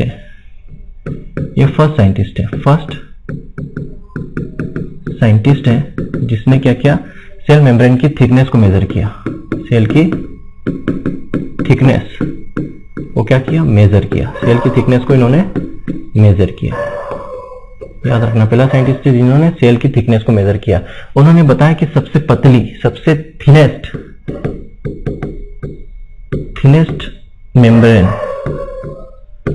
मेम्ब्रेन किसकी है? तो थिनेस्ट मेम्ब्रेन जो इन्होंने बताया उसको टोनोप्लास्ट को बताया। टोनोप्लास्ट जो है सबसे थिनेस्ट है। कितना? टोनोप्लास्ट जो है 50 एंगस्ट्रॉन, ठीक है। आपको पता है कि 1 एंगस्ट्रॉन बराबर 10⁻⁻10 माइक्रोन होता है। तो जो सबसे थिनेस्ट, सबसे पतली जो बताया उन्होंने किसको? टोनोप्लास्ट मेम्ब्रेन को बताया, जो 50 एंगस्ट्रॉन की है। और जनरली नॉर्मली जो बोलते हैं, नॉर्मली जो प्लांट ऑर्गन्स की जो सेल होती है वो 75 एंगस्ट्रॉन की होती है। याद रखना, नॉर्मली जो होती है 75 एंगस्ट्रॉन की होती है। और सबसे मोटी जो होती है, इन्होंने क्या दिया था? 50 एंगस्ट्रॉन से लेकर 215 एंगस्ट्रॉन, ये इन्होंने मेजर किया था। तो सबसे पतली जो थी टोनोप्लास्ट 50 एंगस्ट्रॉन। इसकी टोनोप्लास्ट की मतलब जो सेंट्रल वेक्यूल्स होता है उसकी जो मेम्ब्रेन होती है उसको टोनोप्लास्ट कहते हैं। मैं आपको बता दूं यहाँ पे, ये इसकी जो मेम्ब्रेन है, ये इसकी जो मेम्ब्रेन है इसको टोनोप्लास्ट कहते हैं। ये सबसे थिनेस्ट है, सबसे पतली है, सबसे पतली इसको बोला गया है। क्लियर है। और 215 एंगस्ट्रॉन जो है सबसे मोटी, सबसे थिकेस्ट है। लेकिन नॉर्मली जो सेल ऑर्गेनल्स की जो मेम्ब्रेन्स होती है वो 75 एंगस्ट्रॉन की होती है। ये किसने बताया? रॉबर्टसन के अंदर। लेकिन ये भी जो है, इनका जो मॉडल है ये भी एक्सेप्ट नहीं किया गया। इसके बाद जो फोर्थ मॉडल आया है वो मॉडल कौन सा था? फ्लूइड मोज़ेक मॉडल, ठीक है। फ्लूइड मोज़ेक मॉडल ये 1973 में, कब? 1973 में किसने दिया था इसको? इसको दिया था सिंगर एंड निकोलसन ने। सिंगर एंड निकोलसन ने इसको दिया था। सिंगर एंड निकोलसन ने इसको फ्लूइड मोज़ेक मॉडल दिया था। और याद रखना ये मोस्ट इंपॉर्टेंट है। क्यों है? किस पॉइंट ऑफ व्यू से मोस्ट इंपॉर्टेंट है? क्योंकि यह जो है most widely accepted, most widely accepted model है ये, इसी को सबसे ज्यादा माना गया। यूनिवर्सल एक्सेप्टेड नहीं है, क्यों? क्योंकि इसके आगे अगर और भी रिसर्च हो गई और भी अगर ज्यादा बेहतरीन मॉडल पाया गया तो वो यूनिवर्सल हो जाएगा। लेकिन अभी तक का जो मोस्ट वाइडली एक्सेप्टेड मॉडल जो है फ्लूइड मोजेक मॉडल है, जो सिंगर एंड निकोलसन ने 1973 में दिया था। इन्होंने बताया कि सेल के अंदर जो अनसैचुरेटेड फैटी एसिड जो लिक्विड पाया जाता है वो कौन सा आता है? फास्फोलिपिड होता है। देखो सेल के अंदर क्या होता है? अनसैचुरेटेड फैटी एसिड, मतलब उसको क्या बोला इन्होंने? फास्फोलिपिड होता है, जो क्या होता है? लिक्विड होता है। क्या होता है? लिक्विड फॉर्म में होता है। तो फ्लूइड मोजेक मॉडल क्या बोलता है कि मान लो ये क्या है? समुद्र है, सी है। सी में क्या होते हैं? आइसबर्ग के जो फ्लोट करते रहते हैं। ये क्या है? आइसबर्ग है जो क्या करते हैं? फ्लोट करते रहते हैं। तो इसी के बेसिस पे इन्होंने बोला कि फास्फोलिपिड, यहाँ सी समुद्र क्या है? एक लिक्विड है, तो यहाँ समुद्र को इसने क्या फास्फोलिपिड को बोला? फास्फोलिपिड को इसने क्या बोला? समुद्र बोला। और फास्फोलिपिड को समुद्र बोला। और यहाँ पे आइसबर्ग जो फ्लोट कर रहे हैं, तो आइसबर्ग की जगह इसने क्या बोला? लिपिड। जो लिपिड और प्रोटीन होते हैं वो यहाँ पे क्या कर रहे हैं? आइसबर्ग की तरफ फ्लोट कर रहे हैं। मतलब यहाँ पे सीधा सा कॉन्सेप्ट है। इसने क्या बोला कि अगर ये समुद्र है तो यहाँ पे जो है हमारे ये प्रोटीन है, ये क्या करेंगे? आइसबर्ग की तरफ फ्लोट कर रहे हैं।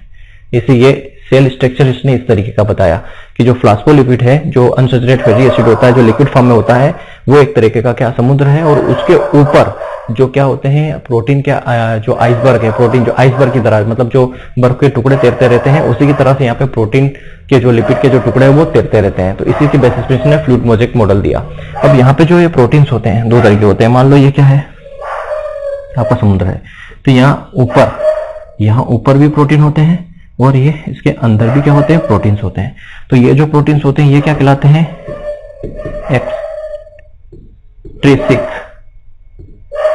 Extrinsic protein. ठीक है, इनको रिमूव किया जा सकता है। ठीक है, इनको रिमूव किया जा सकता है, इनको हम हटा सकते हैं। और जो ये अंदर है ये इंट्रिंसिक होता है। क्या होता है? इंट्रिंसिक प्रोटीन होते हैं, इनको रिमूव नहीं किया जा सकता। इंट्रिंसिक प्रोटीन को अंदर है, इंट्रिंसिक मतलब अंदर, इनको रिमूव नहीं किया जा सकता। और ये क्या है? ये पूरा क्या है? फास्फोलिपिड है।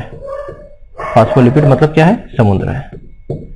ठीक है, तो ये जो मॉडल है मोस्ट एक्सेप्टेड है अभी तक सेल मेम्ब्रेन का, कि सेल मेम्ब्रेन क्या होता है? एक तरह से एक फास्फोलिपिड एक समुद्र की तरह होता है, जिसपे आइसबर्ग की तरह प्रोटीन जो है तैरता रहता है। अगर ऊपर तैरता है तो उसको एक्सिट्रिक कहते हैं, जो रिमूव किया जा सकता है। और जो अंदर की तरफ होता है वो इंट्रिंसिक होता है, जिनको रिमूव नहीं किया जा सकता है।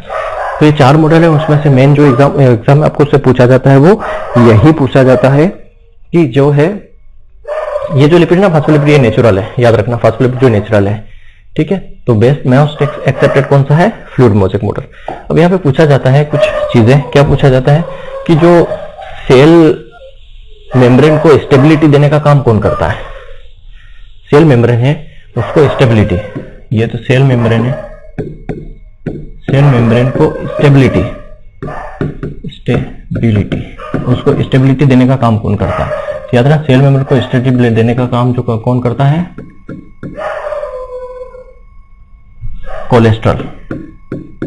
कोलेस्ट्रॉल जो होता है वो सेल मेम्ब्रेन को स्टेबिलिटी देने का काम करता है। याद रखना, कोलेस्ट्रॉल जो है सेल मेम्ब्रेन को स्टेबिलिटी देने का काम करता है। और बैक्टीरियल सेल के अंदर स्टेबिलिटी देने का काम जो है स्टेरोल करते हैं। स्टेरोल जो होते हैं वो बैक्टीरियल सेल के अंदर स्टेबिलिटी देने का काम करते हैं। तो यहाँ पे ये जो चीजें हमने समझी, क्या पूरा किसके बारे में? सेल मेम्ब्रेन के बारे में। सेल मेम्ब्रेन के बाद आ जाओ, ठीक है, ये सेल मेम्ब्रेन हमने डिस्कस किया। सेल मेम्ब्रेन के बाद हम क्या डिस्कस करेंगे? सेल मेम्ब्रेन के बाद प्लाज्मोडेस्माटा देख लीजिए, है ना? क्या देखो? प्लाज्मोडेस्माटा, ये वाला। ठीक है, प्लाज्मोडेस्माटा क्या होता है?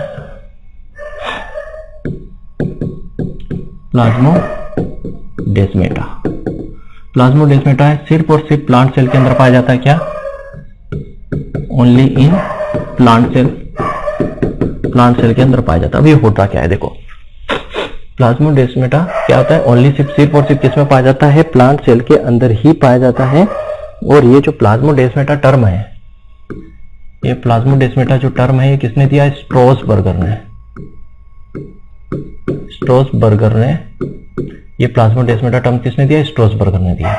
ठीक है, और सिर्फ और सिर्फ प्लांट सेल के अंदर ये पाया जाता है। सीधी सी बात है, ये कहाँ होता है? सेल वॉल से अटैच होता है। तो अगर प्लांट एनिमल सेल में सेल वॉल ही नहीं होती तो प्लाज्मोडेस्माटा नहीं होगा। देखो क्या होता है, अभी हमने पढ़ा था मिडिल लेमेला, ये एक सेल जो है दूसरी सेल से इसे जुड़ी हुई रहती है। ठीक है, एक सेल जो है दूसरी सेल से इसे जुड़ी हुई है। मिडिल लेमेला यहाँ पे सीमेंटिंग एजेंट का काम करता है, लेकिन यहाँ पे एक सेल से दूसरे सेल के अंदर जो साइटोप्लाज्मिक कनेक्शन होता है, साइटोप्लाज्मिक मतलब मटेरियल जो है एक सेल से दूसरे सेल के अंदर जाता है, जैसे वाटर हो गया, फूड हो गया, सब हो गया, कैसे जाएगा? तो एक सेल के अंदर दूसरे सेल में जाता है, तो यहाँ पे ये जो टनल होती है, ठीक है, ये टनल होती है इस तरीके की टनल होती है एडजेसेंट सेल के अंदर, ये इस तरह की टनल्स होती है। तो इस टनल्स को क्या कहा जाता है? प्लाज्मोडेस्माटा। ये आपको दिख रहा है ना, ये यहाँ पे ये टनल है, ये दिख रहे हैं आपको, ये सारी ये टनल्स है, ये क्या है यहाँ पे? ये प्लाज्मोडेस्माटा है। मतलब यहाँ क्या होगा, यहाँ पे एक पास में दूसरी सेल यहाँ पे जुड़ी हुई होगी। ठीक है, ये दूसरी सेल यहाँ पे जुड़ी हुई होगी, तो वहां से यहाँ जो है ये साइटोप्लाज्मिक कनेक्शन होता है। तो यहाँ पे यहाँ एक दूसरों के बीच में यहाँ पे क्या होगा? साइटोप्लाज्मिक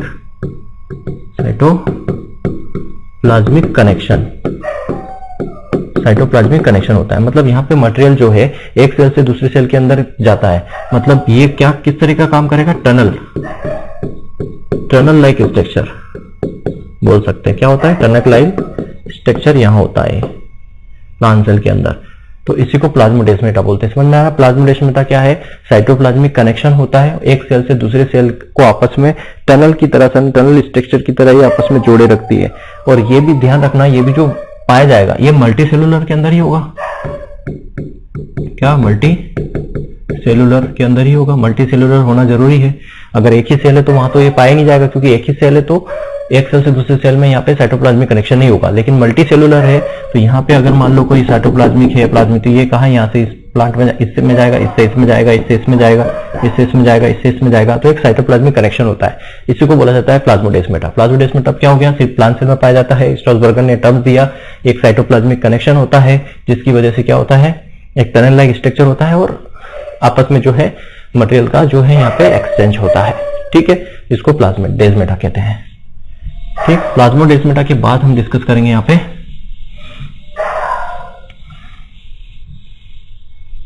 प्लाज्मोडेस्माटा हमने कंप्लीट किया, तो प्लाज्मोडेस्माटा के बाद हम डिस्कस करेंगे माइटोकॉन्ड्रिया। ये क्या है हमारा? Next mitochondria.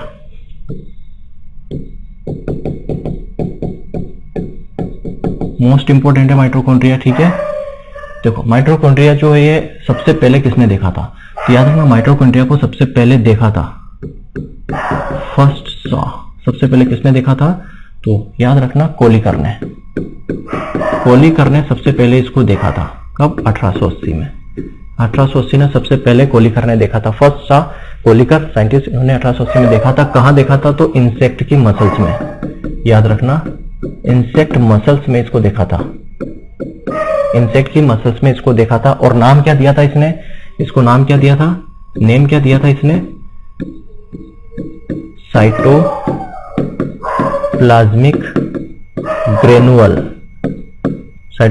ग्रेनुअल्स नाम दिया था इसने। नाम क्या दिया था? साइटोप्लाज्मिक ग्रेनुअल्स नाम दिया था। मतलब माइटोकॉन्ड्रिया को सबसे पहले देखा था कोलिकर ने 1880 में। और कहां देखा था? तो इंसेक्ट की मसल्स के अंदर। और नाम क्या दिया था इसने? Cytoplasmic granules. ठीक, उसके बाद नेक्स्ट साइंटिस्ट आए अल्टमैन। कब? जस्ट 14 साल बाद, 1894 में। इसने माइटोकॉन्ड्रिया को क्या बताया? सेल ऑर्गेनल्स बताया। क्या बताया इसने? सेल ऑर्गेनल्स बताया। और नाम क्या दे दिया? बायोप्लास्ट नाम दे दिया। पूछा जाता है बायोप्लास्ट जो है की खोज किसने की? अल्टमैन ने की। या बायोप्लास्ट टर्म्स किसने दिया? अल्टमैन ने दिया। नेम क्या दिया इसने? बायोप्लास्ट। ठीक है, अगर टर्म की बात करें कि टर्म माइटोकॉन्ड्रिया किसने दिया, तो टर्म दिया सी बेंडा ने। याद रखना, सी बेंडा ने टर्म किसने दिया? माइटोकॉन्ड्रिया टर्म्स की बात करें टर्म की, तो टर्म किसने दिया? सी बेंडा ने दिया। और सी बेंडा ने किसमें स्टडी की थी? एनिमल के अंदर, एनिमल सेल में। ठीक है, एनिमल सेल के अंदर इसने इसको खोजा था। ठीक है, प्लांट के अंदर माइटोकॉन्ड्रिया को किसने देखा? इन प्लांट जो है माइटोकॉन्ड्रिया किसने देखा? प्लांट के अंदर माइटोकॉन्ड्रिया किसने देखा? तो याद रखना, एफ मियर्स ने प्लांट के अंदर माइटोकॉन्ड्रिया की खोज की, डिस्कवरी की। ठीक है, प्लांट के अंदर किसने देखा? तो एफ मियर्स ने। एनिमल सेल्स के अंदर किसने देखा? सीबेंडा ने। सबसे पहले किसने देखा? कोलिकर ने, इंसेक्ट की मसल्स के अंदर। ठीक है, अब अल्टमैन ने, मतलब डिस्कवरी का क्रेडिट किसको जाएगा? याद रखना, डिस्कवरी का क्रेडिट इसी को जाएगा, अल्टमैन को, क्योंकि इसने डिटेल में स्टडी की थी। डिस्कवरी का क्रेडिट जाएगा अल्टमैन को। माइटोकॉन्ड्रिया की खोज किसने की? अल्टमैन ने की। उसने सेल ऑर्गेनल्स बताया, नाम क्या दिया? बायोप्लास्ट। यही मोस्ट इंपोर्टेंट है इसके अंदर। अब यहाँ पे थोड़ा सा समझते हैं माइटोकॉन्ड्रिया के बारे में। इसको मैं हटा रहा हूं। ठीक है, देखो माइटोकॉन्ड्रिया और 2 सेल और हैं। 3 ऐसे ऑर्गन्स हैं जिनके अंदर 3 मेम्ब्रेन पाई जाती है। याद रखना, 3 ऑर्गेनल्स हैं जिनके अंदर 3 मेम्ब्रेन पाई जाती है। एक तो है माइटोकॉन्ड्रिया, जिसके अंदर क्या होती है? 3 मेम्ब्रेन्स, या सॉरी 2 मेम्ब्रेन्स होती है। 3 ऑर्गेनल्स हैं जिनके अंदर 2 मेम्ब्रेन पाई जाती है। माइटोकॉन्ड्रिया हो गया, एक क्लोरोप्लास्ट हो गया और एक हो गया न्यूक्लियस। ये 3 जो है जिनके अंदर क्या होती है? 2 मेम्ब्रेन होती है। क्या होती है? 2 मेम्ब्रेन्स होती है। देखो यहाँ पे डायग्राम तो आपको दिख रहा होगा ना, डबल लेयर, एक जा रही है और एक और फिर आ रही है, 2 मेम्ब्रेन दिख रही है। मैं डायग्राम को फिर से यहाँ बनाऊंगा। एक ये लेयर्स होती है और देन एक मेम्ब्रेन और इसके ऊपर होती है। ये 2 मेम्ब्रेन्स होती है। ठीक है, 2 मेम्ब्रेन्स होती है। एक होती है आउटर मेम्ब्रेन, ठीक है, आउटर मेम्ब्रेन, और ये जो है वो इनर मेम्ब्रेन। तो 3 ही ऐसे ऑर्गेनल्स होते हैं पूरी सेल के अंदर जिसमें 2 मेम्ब्रेन होती है। याद रखना, एक माइटोकॉन्ड्रिया, एक क्लोरोप्लास्ट और एक न्यूक्लियस। ठीक है, याद रखना इसको, एग्जाम में पूछ लिया जाएगा आपसे। ठीक, अब इनके बीच में, आउटर मेम्ब्रेन इनर मेम्ब्रेन के बीच में ये जो स्पेस है, ये जो स्पेस यहाँ पे आपको दिख रहा है, इसको बोलते हैं पेरी माइटोकॉन्ड्रियल स्पेस। इसको क्या कहा जाता है? Peri mitochondrial space. क्या कहेंगे? पेरी माइटोकॉन्ड्रियल स्पेस इसको कहा जाता है। पेरी माइटोकॉन्ड्रियल स्पेस को कहा जाता है। मतलब इनर मेम्ब्रेन और आउटर मेम्ब्रेन के बीच में जो स्पेस होती है उसको पेरी माइटोकॉन्ड्रियल स्पेस कहा जाता है। क्लियर? पेरी माइटोकॉन्ड्रियल स्पेस को कहा जाता है। नाउ ठीक है, समझ में आ गया? ये दोनों के बीच में जो स्पेस है इसको पेरी माइटोकॉन्ड्रियल स्पेस कहते हैं। और ये जो होती है लगभग 80 to 100 एंगस्ट्रॉम साइज इसकी होती है। 80 to 100 एंगस्ट्रॉम इसकी साइज होती है। अब यहां पे क्या होता है? अंदर जो है फिंगर लाइक स्ट्रक्चर होते हैं। इस तरीके के स्ट्रक्चर इसके अंदर पाए जाते हैं। ये आप देखो, यहाँ पे ये दिख रहा है आपको, ये फिंगर लाइक स्ट्रक्चर इसके अंदर होते हैं। ठीक है, ये फिंगर लाइक स्ट्रक्चर होते हैं। ये फिंगर लाइक स्ट्रक्चर, इस फिंगर लाइक स्ट्रक्चर को क्या कहा जाता है? ये फिंगर लाइक स्ट्रक्चर को कहा जाता है क्रिस्टी। क्या कहा जाता है? क्रिस्टी। क्या कहा जाता है? क्रिस्टी। और ये क्रिस्टी टर्म किसने दिया? तो याद रखना, ये क्रिस्टी टर्म दिया पेलाडे ने। किसने दिया? पेलाडे ने। क्रिस्टी टर्म्स किसने दिया? पेलाडे ने। ठीक, अब ये फिंगर लाइक स्ट्रक्चर है क्रिस्टी, इसके ऊपर क्या होता है? Bulb like structure. इस तरीके के स्ट्रक्चर होते हैं, बल्ब लाइक स्ट्रक्चर होता है। ये क्या होते हैं? ऐसे बल्ब लाइक स्ट्रक्चर इसके ऊपर होते हैं।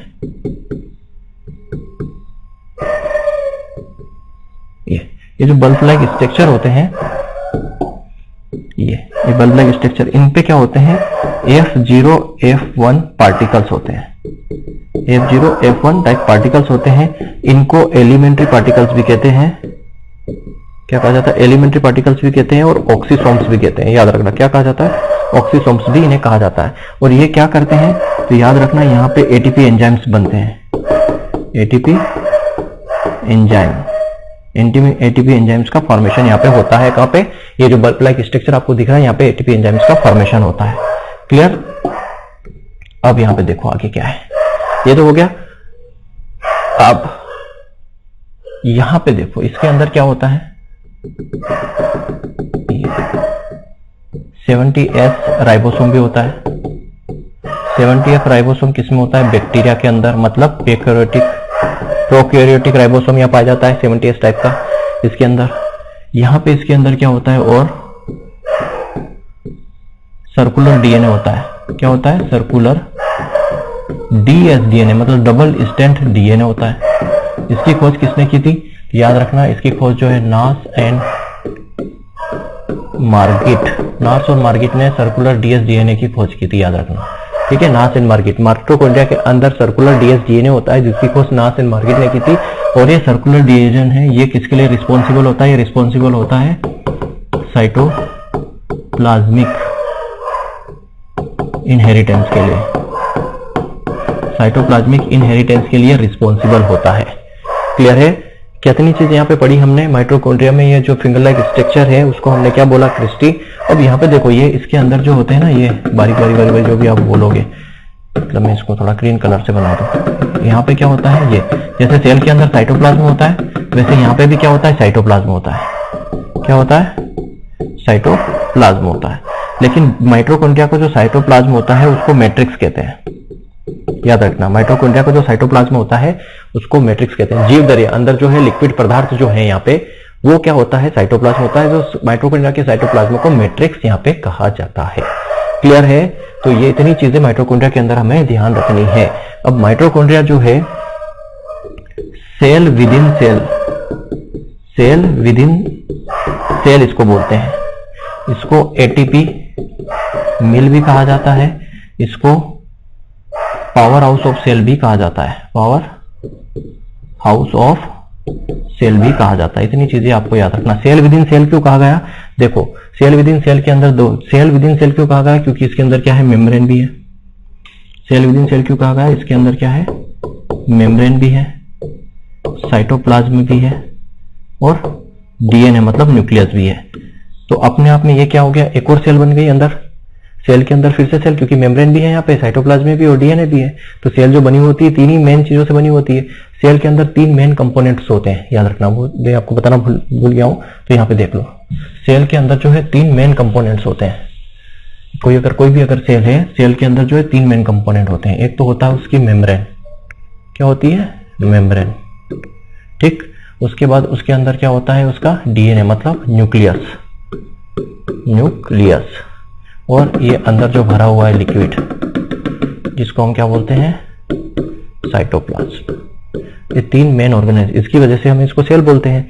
तो माइटोकॉन्ड्रिया को हमने सेल विद इन सेल क्यों बोला? क्योंकि माइटोकॉन्ड्रिया के अंदर क्या होता है? मेम्ब्रेन भी है यहाँ पे, आउटर और इनर मेम्ब्रेन, साइटोप्लाज्म भी है और डीएनए भी है। ठीक, और यहीं पे हमने क्या डिस्कस किया इसको? ठीक है, कि मेम्ब्रेन, न्यूक्लियस और साइटोप्लाज्म होती है। और ध्यान रखना, इस न्यूक्लियस और साइटोप्लाज्म को मिला देते हैं दोनों को साथ में, तो उसको प्रोटोप्लाज्म बोलते हैं, प्रोटोप्लाज्म कहते हैं, याद रखना। प्रोटोप्लाज्म मतलब क्या होता है? तो न्यूक्लियस और साइटोप्लाज्म दोनों को अगर ऐड कर दे, ये न्यूक्लियस और ये साइटोप्लाज्म, इस न्यूक्लियस और साइटोप्लाज्म दोनों को अगर ऐड कर दे तो वो प्रोटोप्लाज्म होता है। साइटोप्लाज्म क्या होता है? जो न्यूक्लियस के चारों ओर जो लिक्विड मटेरियल होता है उसको हम साइटोप्लाज्म कहते हैं। ठीक है, तो ये माइटोकॉन्ड्रिया आई थिंक आपको क्लियर हो गया होगा। यहाँ पे फंक्शन क्या है इसके? माइटोकॉन्ड्रिया का मेन फंक्शन क्या है? कहां इसका इस्तेमाल होता है? मेन फंक्शन होता है रेस्पिरेशन प्रोसेस, रेस्पिरेशन प्रोसेस। ठीक है, मेन फंक्शन क्या है? Respiration process. तभी तो इसको एटीपी मिल बोला है। रेस्पिरेशन प्रोसेस के अंदर ये एटीपी फॉर्मेशन का काम करता है, इसलिए इसको पावर हाउस बोलते हैं, क्योंकि एनर्जी रेस्पिरेशन से होगा तभी तो एनर्जी निकलेगी। और सेल विद इन सेल इसको बोला गया है। ठीक है, इसके बाद अगर हम बात करें तो प्लास्टिड की बात करेंगे। वैसे क्लोरोप्लास्ट की बात करेंगे, लेकिन क्लोरोप्लास्ट से पहले हम प्लास्टिड को थोड़ा सा डिस्कस कर लेते हैं। ठीक है, इसके बाद हम डिस्कस करेंगे किसकी? क्लोरोप्लास्ट की। लेकिन क्लोरोप्लास्ट से पहले हम यहाँ पे प्लास्टिड डिस्कस कर लेते हैं। क्या?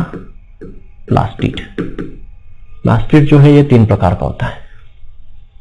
प्लास्टिड जो है वो तीन प्रकार का होता है। देखो, पहले क्या होता है? Chromoplast, chromoplast. ठीक है, एक मिनट।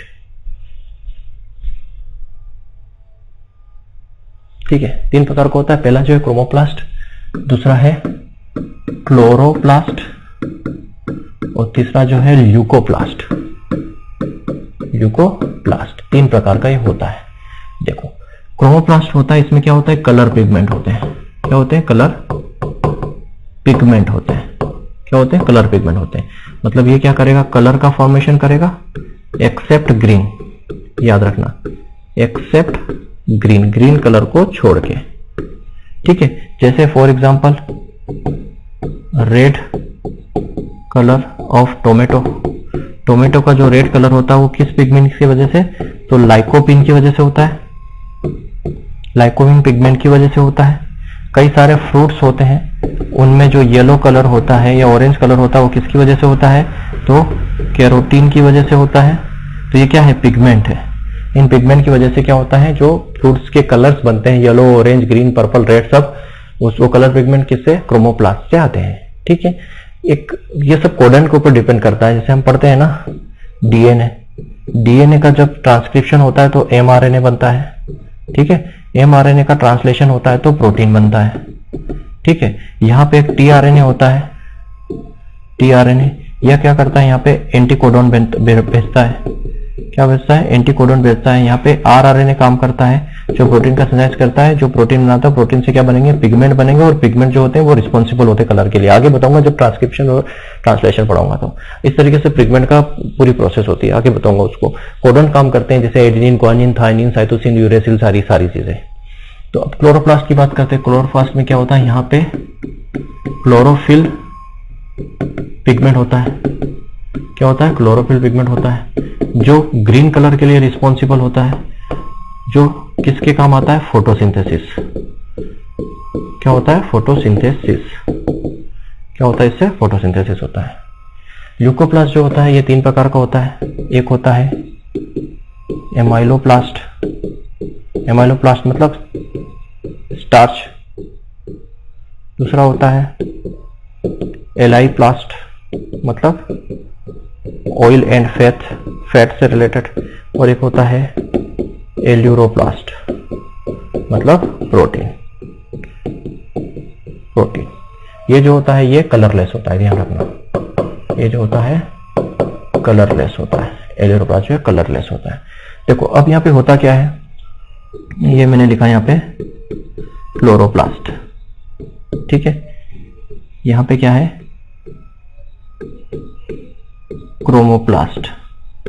और यहाँ पे है ल्यूकोप्लास्ट। तो क्रोमोप्लास्ट में ये जो कलर देता है इसको हम ल्यूकोप्लास्ट में चेंज कर सकते हैं। ठीक है, चेंज कर सकते हैं, चेंज हो जाएगा। क्लोरोप्लास्ट जो है, दूसरा कलर ले लेता हूं, ये क्लोरोप्लास्ट जो है वो ल्यूकोप्लास्ट के अंदर चेंज हो जाएगा। ल्यूकोप्लास्ट जो है वो क्लोरोप्लास्ट के अंदर चेंज हो जाएगा। क्लोरोप्लास्ट जो है वो क्रोमोप्लास्ट में चेंज हो जाएगा। क्लोरोप्लास्ट जो है वो ल्यूकोप्लास्ट में चेंज हो जाएगा। लेकिन क्या नहीं चेंज होगा? तो ध्यान रखना, क्या नहीं चेंज होगा? ये क्रोमोप्लास्ट क्लोरोप्लास्ट में चेंज नहीं होगा, ल्यूकोप्लास्ट भी क्लोरोप्लास्ट में चेंज नहीं होगा। क्यों? क्योंकि क्लोरोप्लास्ट होने के लिए क्लोरोफिल पिगमेंट होना जरूरी है, तभी वो ग्रीन कलर में चेंज होगा। मतलब सीधी सी बात है, अगर मैं यहां बोल दूं कि ये येलो कलर है, ये ग्रीन कलर के अंदर चेंज नहीं हो सकता, लेकिन ग्रीन कलर जो है वो येलो कलर के अंदर चेंज हो जाएगा। समझ में आ रहा है? तो क्रोमोप्लास्ट के अंदर जितने भी कलर है वो ग्रीन में चेंज हो सकते हैं, कलरलेस में चेंज हो सकते हैं। कलरलेस वाले सारे ग्रीन में हो सकते हैं, क्रोमोप्लास्ट में हो सकते हैं, लेकिन जो कलर वाले हैं वो क्लोरोप्लास्ट मतलब ग्रीन में नहीं बदल सकते, और जो कलरलेस है वो भी ग्रीन के अंदर नहीं बदल सकते। क्लियर है? तो ये हमने क्लोरोप्लास्ट के बारे में समझा। अब इस क्लोरोप्लास्ट को थोड़ा सा डिटेल में स्टडी करते हैं कि क्लोरोप्लास्ट क्या है, इसका फंक्शन क्या है, क्या काम ये करता है। ठीक, आसपास आपको थोड़े से डॉग की जो बार्किंग आपको सुनाई देगी ना। क्या करो यार, पास में गली है और वो कुत्ता वहां पे भौंक रहा है, तो आपको आवाज वीडियोस के अंदर सुनाई देगी, लेकिन पढ़ाना जरूरी है तो उस पढ़ाई पर फोकस करना। क्लियर है? तो यहां पे हमने क्या बोला? क्लोरोप्लास्ट।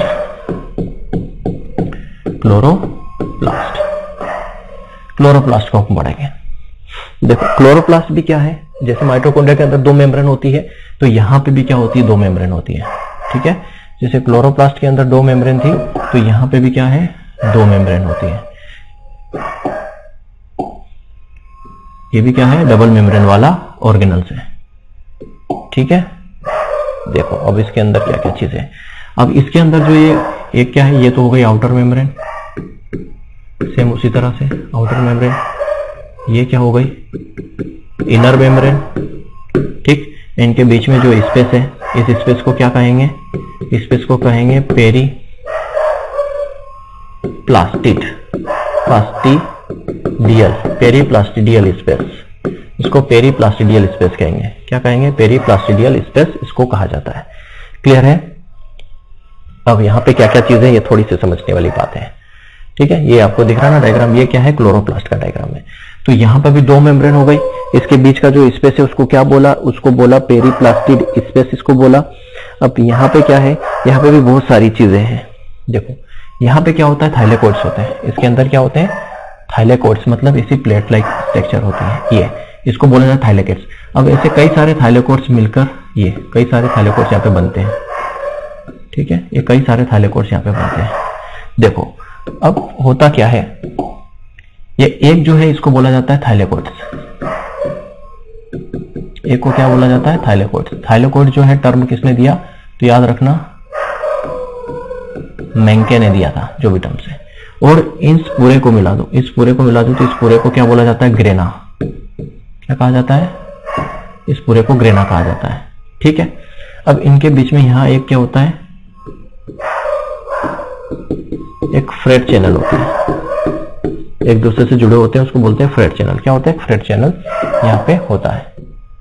देखो अब ये जो थाइलेकोइड्स, इन थाइलेकोइड्स के ऊपर यहाँ पे, ये थाइलेकोइड्स के ऊपर यहाँ पे क्या होता है? इस थाइलेकोइड्स के ऊपर यहाँ पे क्या है? ये है फोटोसिंथेसिस यूनिट। फोटोसिंथेसिस यूनिट, जिसको क्या बोला जाता है? क्वांटासोम। क्या बोला गया? क्वांटासोम। और क्वांटासोम की खोज किसने की? तो याद रखना park and begins. Park and begins ने क्वांटासोम की खोज की। और यहाँ पे क्या होते हैं? कई सारे मॉलिक्यूल्स होते हैं। इस क्वांटासोम में क्या होते हैं? क्लोरोफिल के मॉलिक्यूल्स होते हैं। क्लोरोफिल के मॉलिक्यूल्स होते हैं। कौन से? 230 से लेके 240, 230 से लेके 240 फोटोसिंथेटिक यूनिट या क्लोरोफिल के मॉलिक्यूल्स यहाँ पे होते हैं। अब यहाँ पे भी क्या होता है? ये साइटोप्लाज्म होता है। साइटोप्लाज्म होता है। इसके साइटोप्लाज्म को क्या कहा जाता है? इसके साइटोप्लाज्म को स्ट्रोमा कहा जाता है। इसके साइटोप्लाज्म को क्या कहा जाता है? क्लोरोप्लास्ट के साइटोप्लाज्म को स्ट्रोमा कहा जाता है। ठीक है, यहाँ पे भी क्या होता है? यहाँ पे भी क्या होता है? 70S राइबोसोम होता है। क्या होता है? 70S राइबोसोम पाया जाता है यहाँ पे। क्लियर है? यहाँ पे भी क्या होता है? सर्कुलर डीएनए होता है। सर्कुलर डीएनए होता है। इसकी खोज किसने की थी? तो याद रखना इसकी खोज इसने रीस एंड प्लेट ने की थी। रीस और प्लेट ने इसकी खोज की थी। प्लेट ने, रीस और प्लेट ने इसकी खोज की थी सर्कुलर डीएनए की। और ये भी क्या होता है? साइटोप्लाज्मिक इनहेरिटेंस के लिए रिस्पॉन्सिबल होता है। इनहेरिटेंस के लिए रिस्पॉन्सिबल होता है, याद रखना। ये भी साइटोप्लाज्मिक इनहेरिटेंस के लिए रिस्पॉन्सिबल होता है। क्लियर है? तो इतना ही है इसके अंदर भी। अब ये क्या काम करता है? इसके फंक्शन क्या है? फंक्शन की अगर बात करें तो क्या है? फोटोसिंथेसिस। मेन काम क्या है? फोटोसिंथेसिस में इसका काम है। ये O2 को अपटेक करता है और CO2 को रिलीज करने का काम करता है। और क्या हो सकता है इसका? और साइटोप्लाज्मिक इनहेरिटेंस का भी रिस्पॉन्सिबल होता है। तो ये क्लोरोप्लास्ट हमारा कंप्लीट होता है। ठीक है, इनका यूज फोटोसिंथेसिस के अंदर पढ़ेंगे तो फिर से सारी चीजें आएंगी उसमें प्रोफिजियोलॉजी के अंदर। तो यहाँ पे हमारा क्लोरोप्लास्ट भी कंप्लीट होता है। इसके बाद नेक्स्ट ऑर्गेनल्स है वो गोल्गी एपरेटस। गोल्गी एपरेटस के बारे में डिस्कस करते हैं। ठीक है, गोल्गी एपरेटस। गोल्गी एपरेटस जो है ये किसने? सी कैमेलिया गोल्गी। याद रखना किसने? सबसे पहले किसने इसको, या इसने डिस्कवर किसने किया? सी कैमेलिया गोल्गी ने इसको डिस्कवर किया। इसने इसको किसमें देखा था? तो नर्व सेल ऑफ आउल, उल्लू की नर्व सेल के अंदर इसने इसको देखा था। और इसने इसको नाम क्या दिया था? गोल्गी ने इसको नाम क्या दिया था? तो याद रखना ये नाम ही पूछा जाएगा, internal reticulate apparatus. Internal reticulate apparatus इसने नाम दिया था इसको। ये जो आपको दिख रहा है ना, ये इस तरह का स्ट्रक्चर यहाँ पे आप देखोगे, ये इस तरह के स्ट्रक्चर,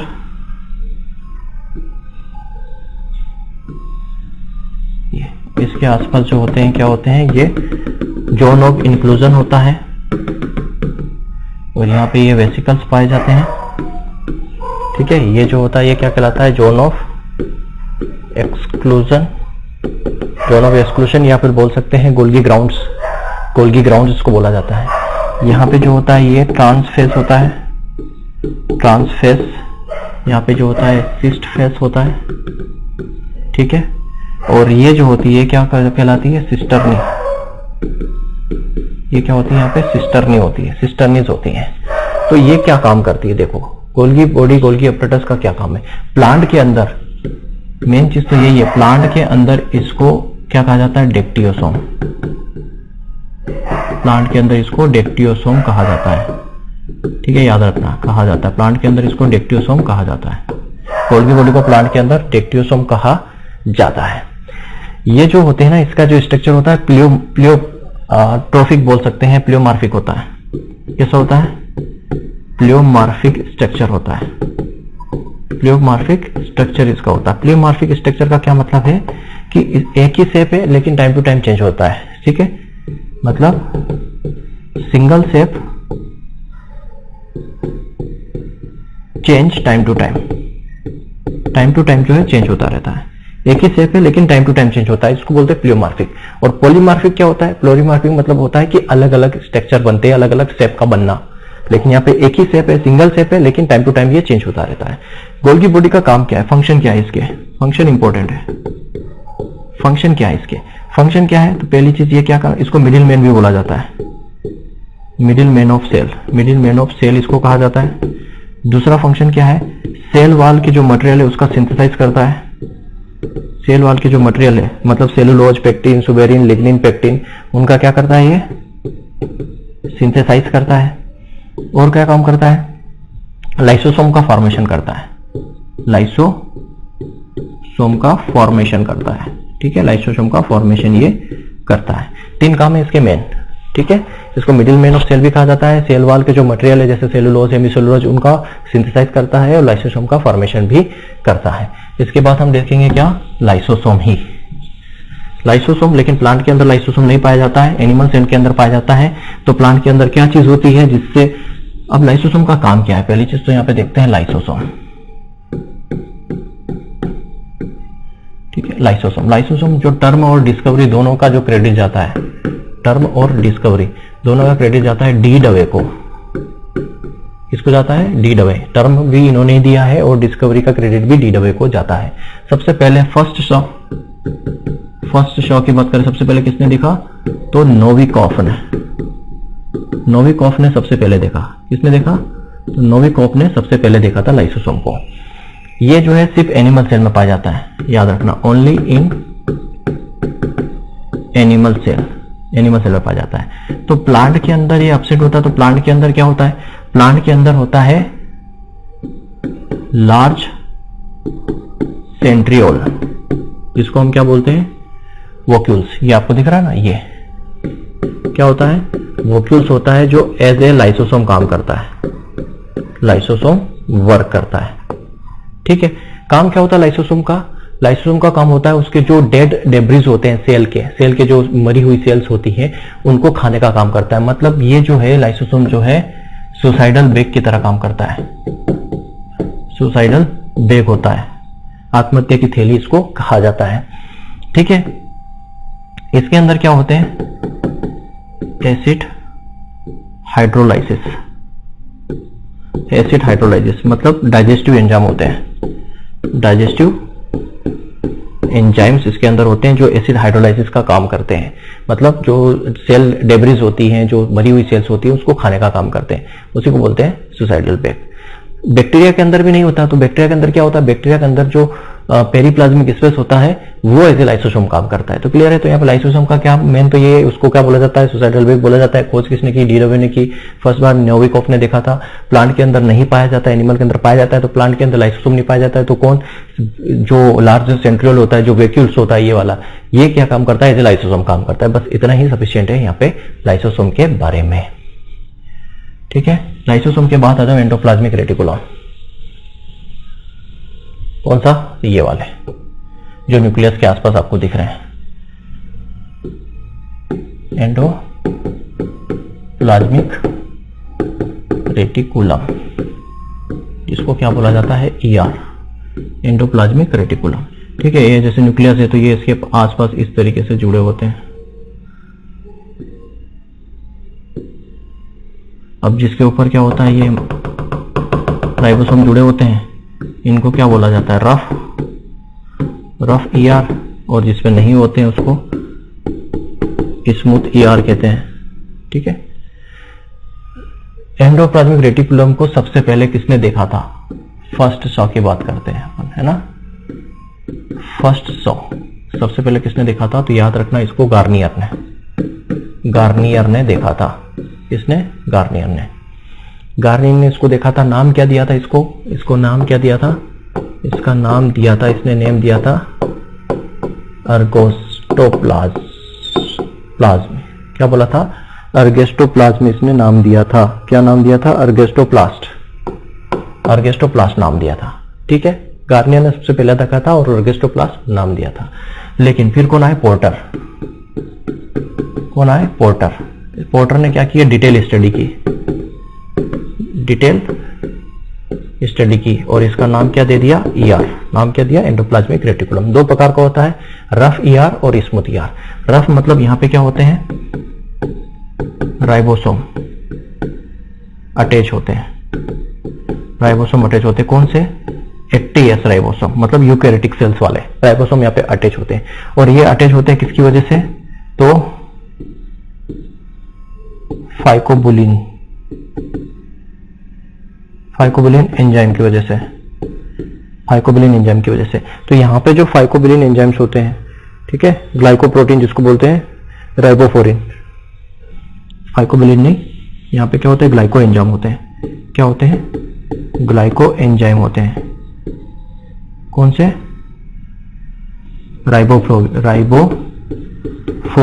राइबोफोरिन फर्स्ट और राइबोफोरिन सेकेंड, दो एंजाइम्स होते हैं। उनकी वजह से जो है 80S राइबोसोम इस रफ ER पे, मतलब इस एंडोप्लाज्मिक रेटिकुलम पे जुड़े होते हैं। तो इसको रफ ER इसलिए बोला जाता है क्योंकि यहाँ पे राइबोसोम अटैच होते हैं और किसकी वजह से अटैच होते हैं, ग्लाइको एंजाइम की वजह से। कौन से ग्लाइको एंजाइम, दो यहाँ पे, राइबोफोरिन फर्स्ट और राइबोफोरिन सेकेंड। यहाँ पे क्या होता है, ये कुछ भी नहीं होता है, यहाँ पे स्मूथ होते हैं। क्योंकि यहाँ पे सिर्फ होता है, ये क्या काम करता है, लिपिड और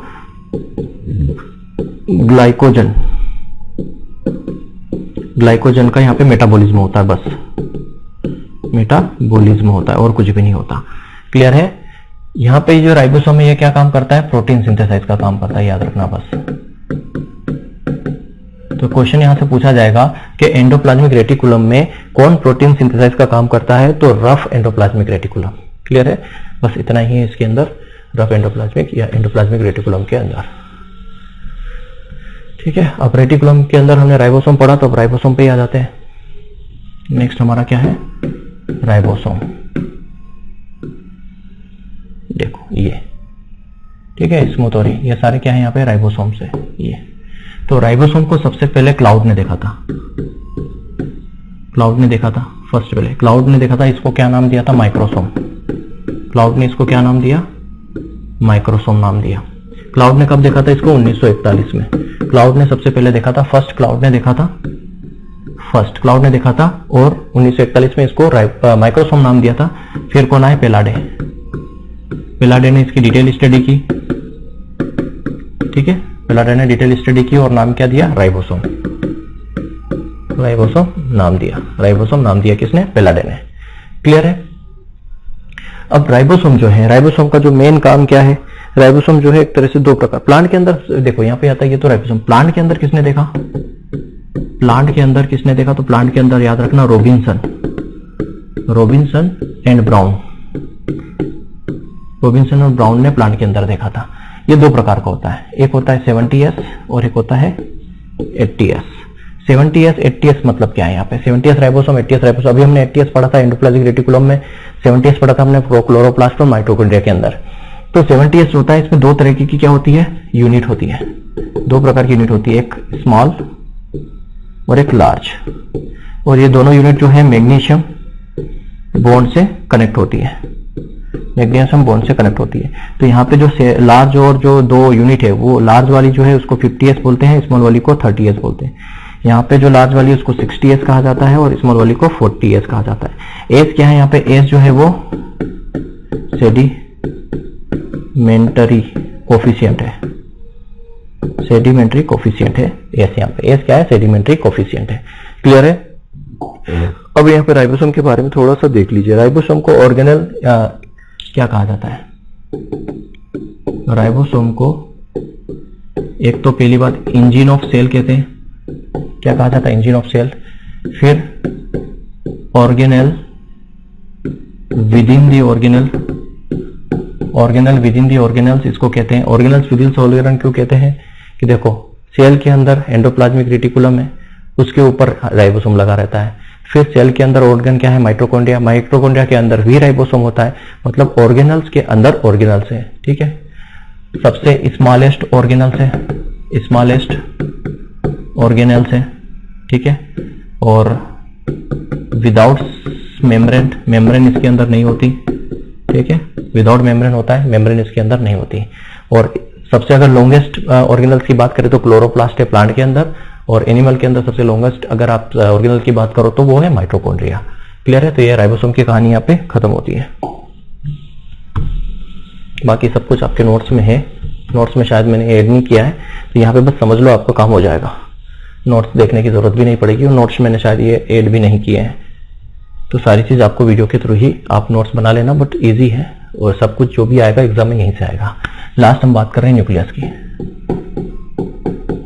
ठीक है। न्यूक्लियस की देखो, न्यूक्लियस की अगर बात करें तो सबसे पहले न्यूक्लियस को किसने देखा? फर्स्ट सा बात करें तो ल्यूवेनहॉक ने। किसने देखा? ल्यूवेनहॉक ने। किस पे? फिश की आरबीसी में। फिश की आरबीसी में सबसे पहले ल्यूवेनहॉक ने देखा था इसको, न्यूक्लियस को। लेकिन इसकी जो डिटेल स्टडी है, डिटेल स्टडी जो है किसने की? रॉबर्ट ब्राउन ने। रॉबर्ट ब्राउन ने किसमें की? ऑर्चिड रूट सेल में। ऑर्चिड रूट सेल के अंदर इसने डिटेल स्टडी की, इसलिए इसको क्या बोला जाता है? डिस्कवरी किसने की? तो रॉबर्ट ने ही की। डिस्कवरी का क्रेडिट किसको जाता है? रॉबर्ट ब्राउन को जाता है। क्लियर है। अब न्यूक्लियस के अंदर देखो चार चीजें हैं, चार आपको मिलेंगे स्ट्रक्चर। अगर इसके स्ट्रक्चर की अगर बात करें न्यूक्लियस के, तो चार चीज। पहला यहां पे आएगा आपको न्यूक्लियस मेम्ब्रेन। क्लियर। दूसरा आएगा यहां पे न्यूक्लियोप्लाज्म, न्यूक्लियोप्लाज्म। तीसरा होता है न्यूक्लियोलस, न्यूक्लियोलस।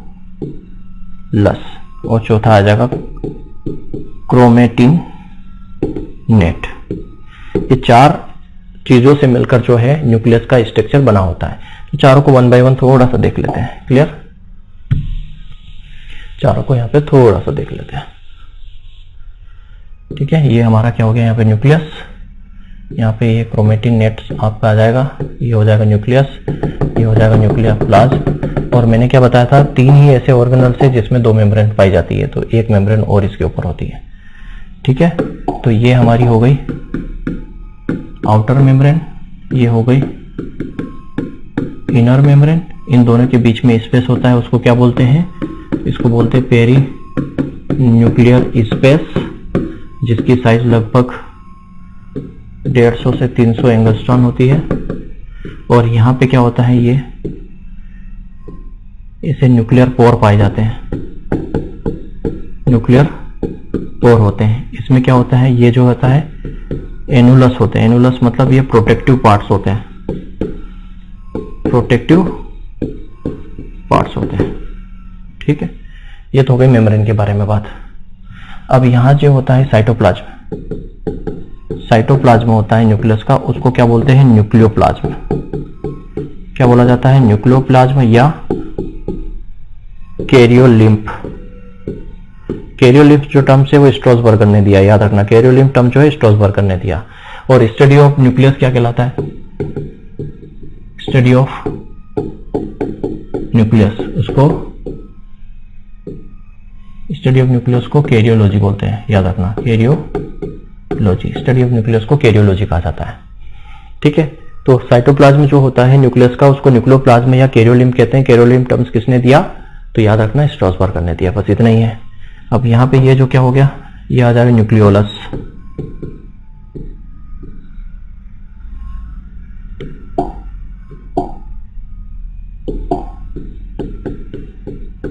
ये आ जाएगा न्यूक्लियोलस। न्यूक्लियोलस एक तरह से क्या होता है, न्यूक्लियर ऑर्गेनाइजर रीजन होता है।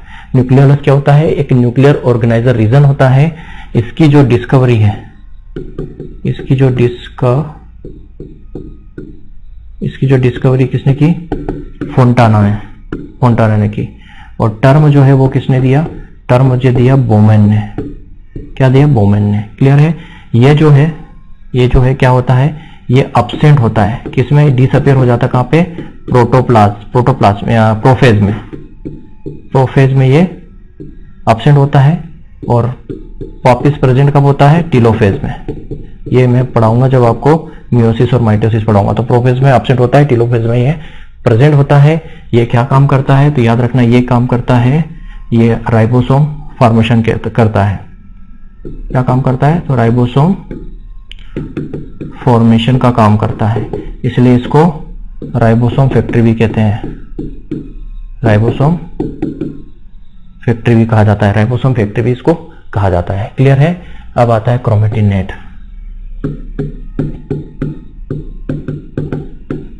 क्या आ गया, क्रोमेटिन नेट। अब देखो क्रोमेटिन नेट जो होता है, इसके अंदर क्या होता है, जेनेटिक मटेरियल होता है, जेनेटिक इंफॉर्मेशन होती है। क्या होती है इसके अंदर, जेनेटिक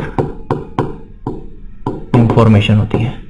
ये किसका बना होता है, तो इसमें डीएनए होता है 31%, हिस्टोन प्रोटीन होता है 36%, आरएनए होता है 2 से 3% और नॉन हिस्टोन प्रोटीन होता है करीबन 28%। ठीक है। अब ये बेसिक डाई का भी काम करता है, याद रखना। ये क्या करता है, बेसिक डाई का भी काम करता है। बेसिक डाई कलर भी ये देता है। कौन सा, बेसिक डाई कलर। यूक्रोमेटिन और हेट्रोक्रोमेटिन। क्या, यूक्रोमेटिन और हेट्रोक्रोमेटिन दोनों को समझ लेना। यूक्रोमेटिन और हेट्रोक्रोमेटिन बस बोल के बता रहा हूं। यूक्रोमेटिन और हेट्रोक्रोमेटिन। यूक्रोमेटिन जो होता है वो लाइट स्ट्रेंथ होता है, हेट्रोक्रोमेटिन जो होता है वो डार्क स्ट्रेंथ होता है। यूक्रोमेटिन मोर ज्यादा एक्टिव होता है और जो हेट्रोक्रोमेटिन होता है वो लेस एक्टिव होता है। यूक्रोमेटिन जो होता है वो न्यूक्लियस के पास में होता है, बिल्कुल इसके पास में होता है। यहाँ क्या होता है, न्यूक्लियोलस के पास में होता है। लेकिन जो हेट्रोक्रोमेटिन है वो उसके पेरिफेरी में होता है, न्यूक्लियोलस के पेरिफेरी के अंदर होता है। क्लियर है। तो याद रखना, क्रोमेटिन जो टर्म है उसने दिया, फ्लेमिंग ने दिया। तो ये जितने भी ऑर्गेनल्स थे सारे हमने डिस्कस कर लिए जो मेन थे। तो सेल बायोलॉजी यहाँ पे हमारा कंप्लीट होता है। नेक्स्ट लेक्चर में हम मियोसिस और माइटोसिस डिस्कस करेंगे। Thank you very much.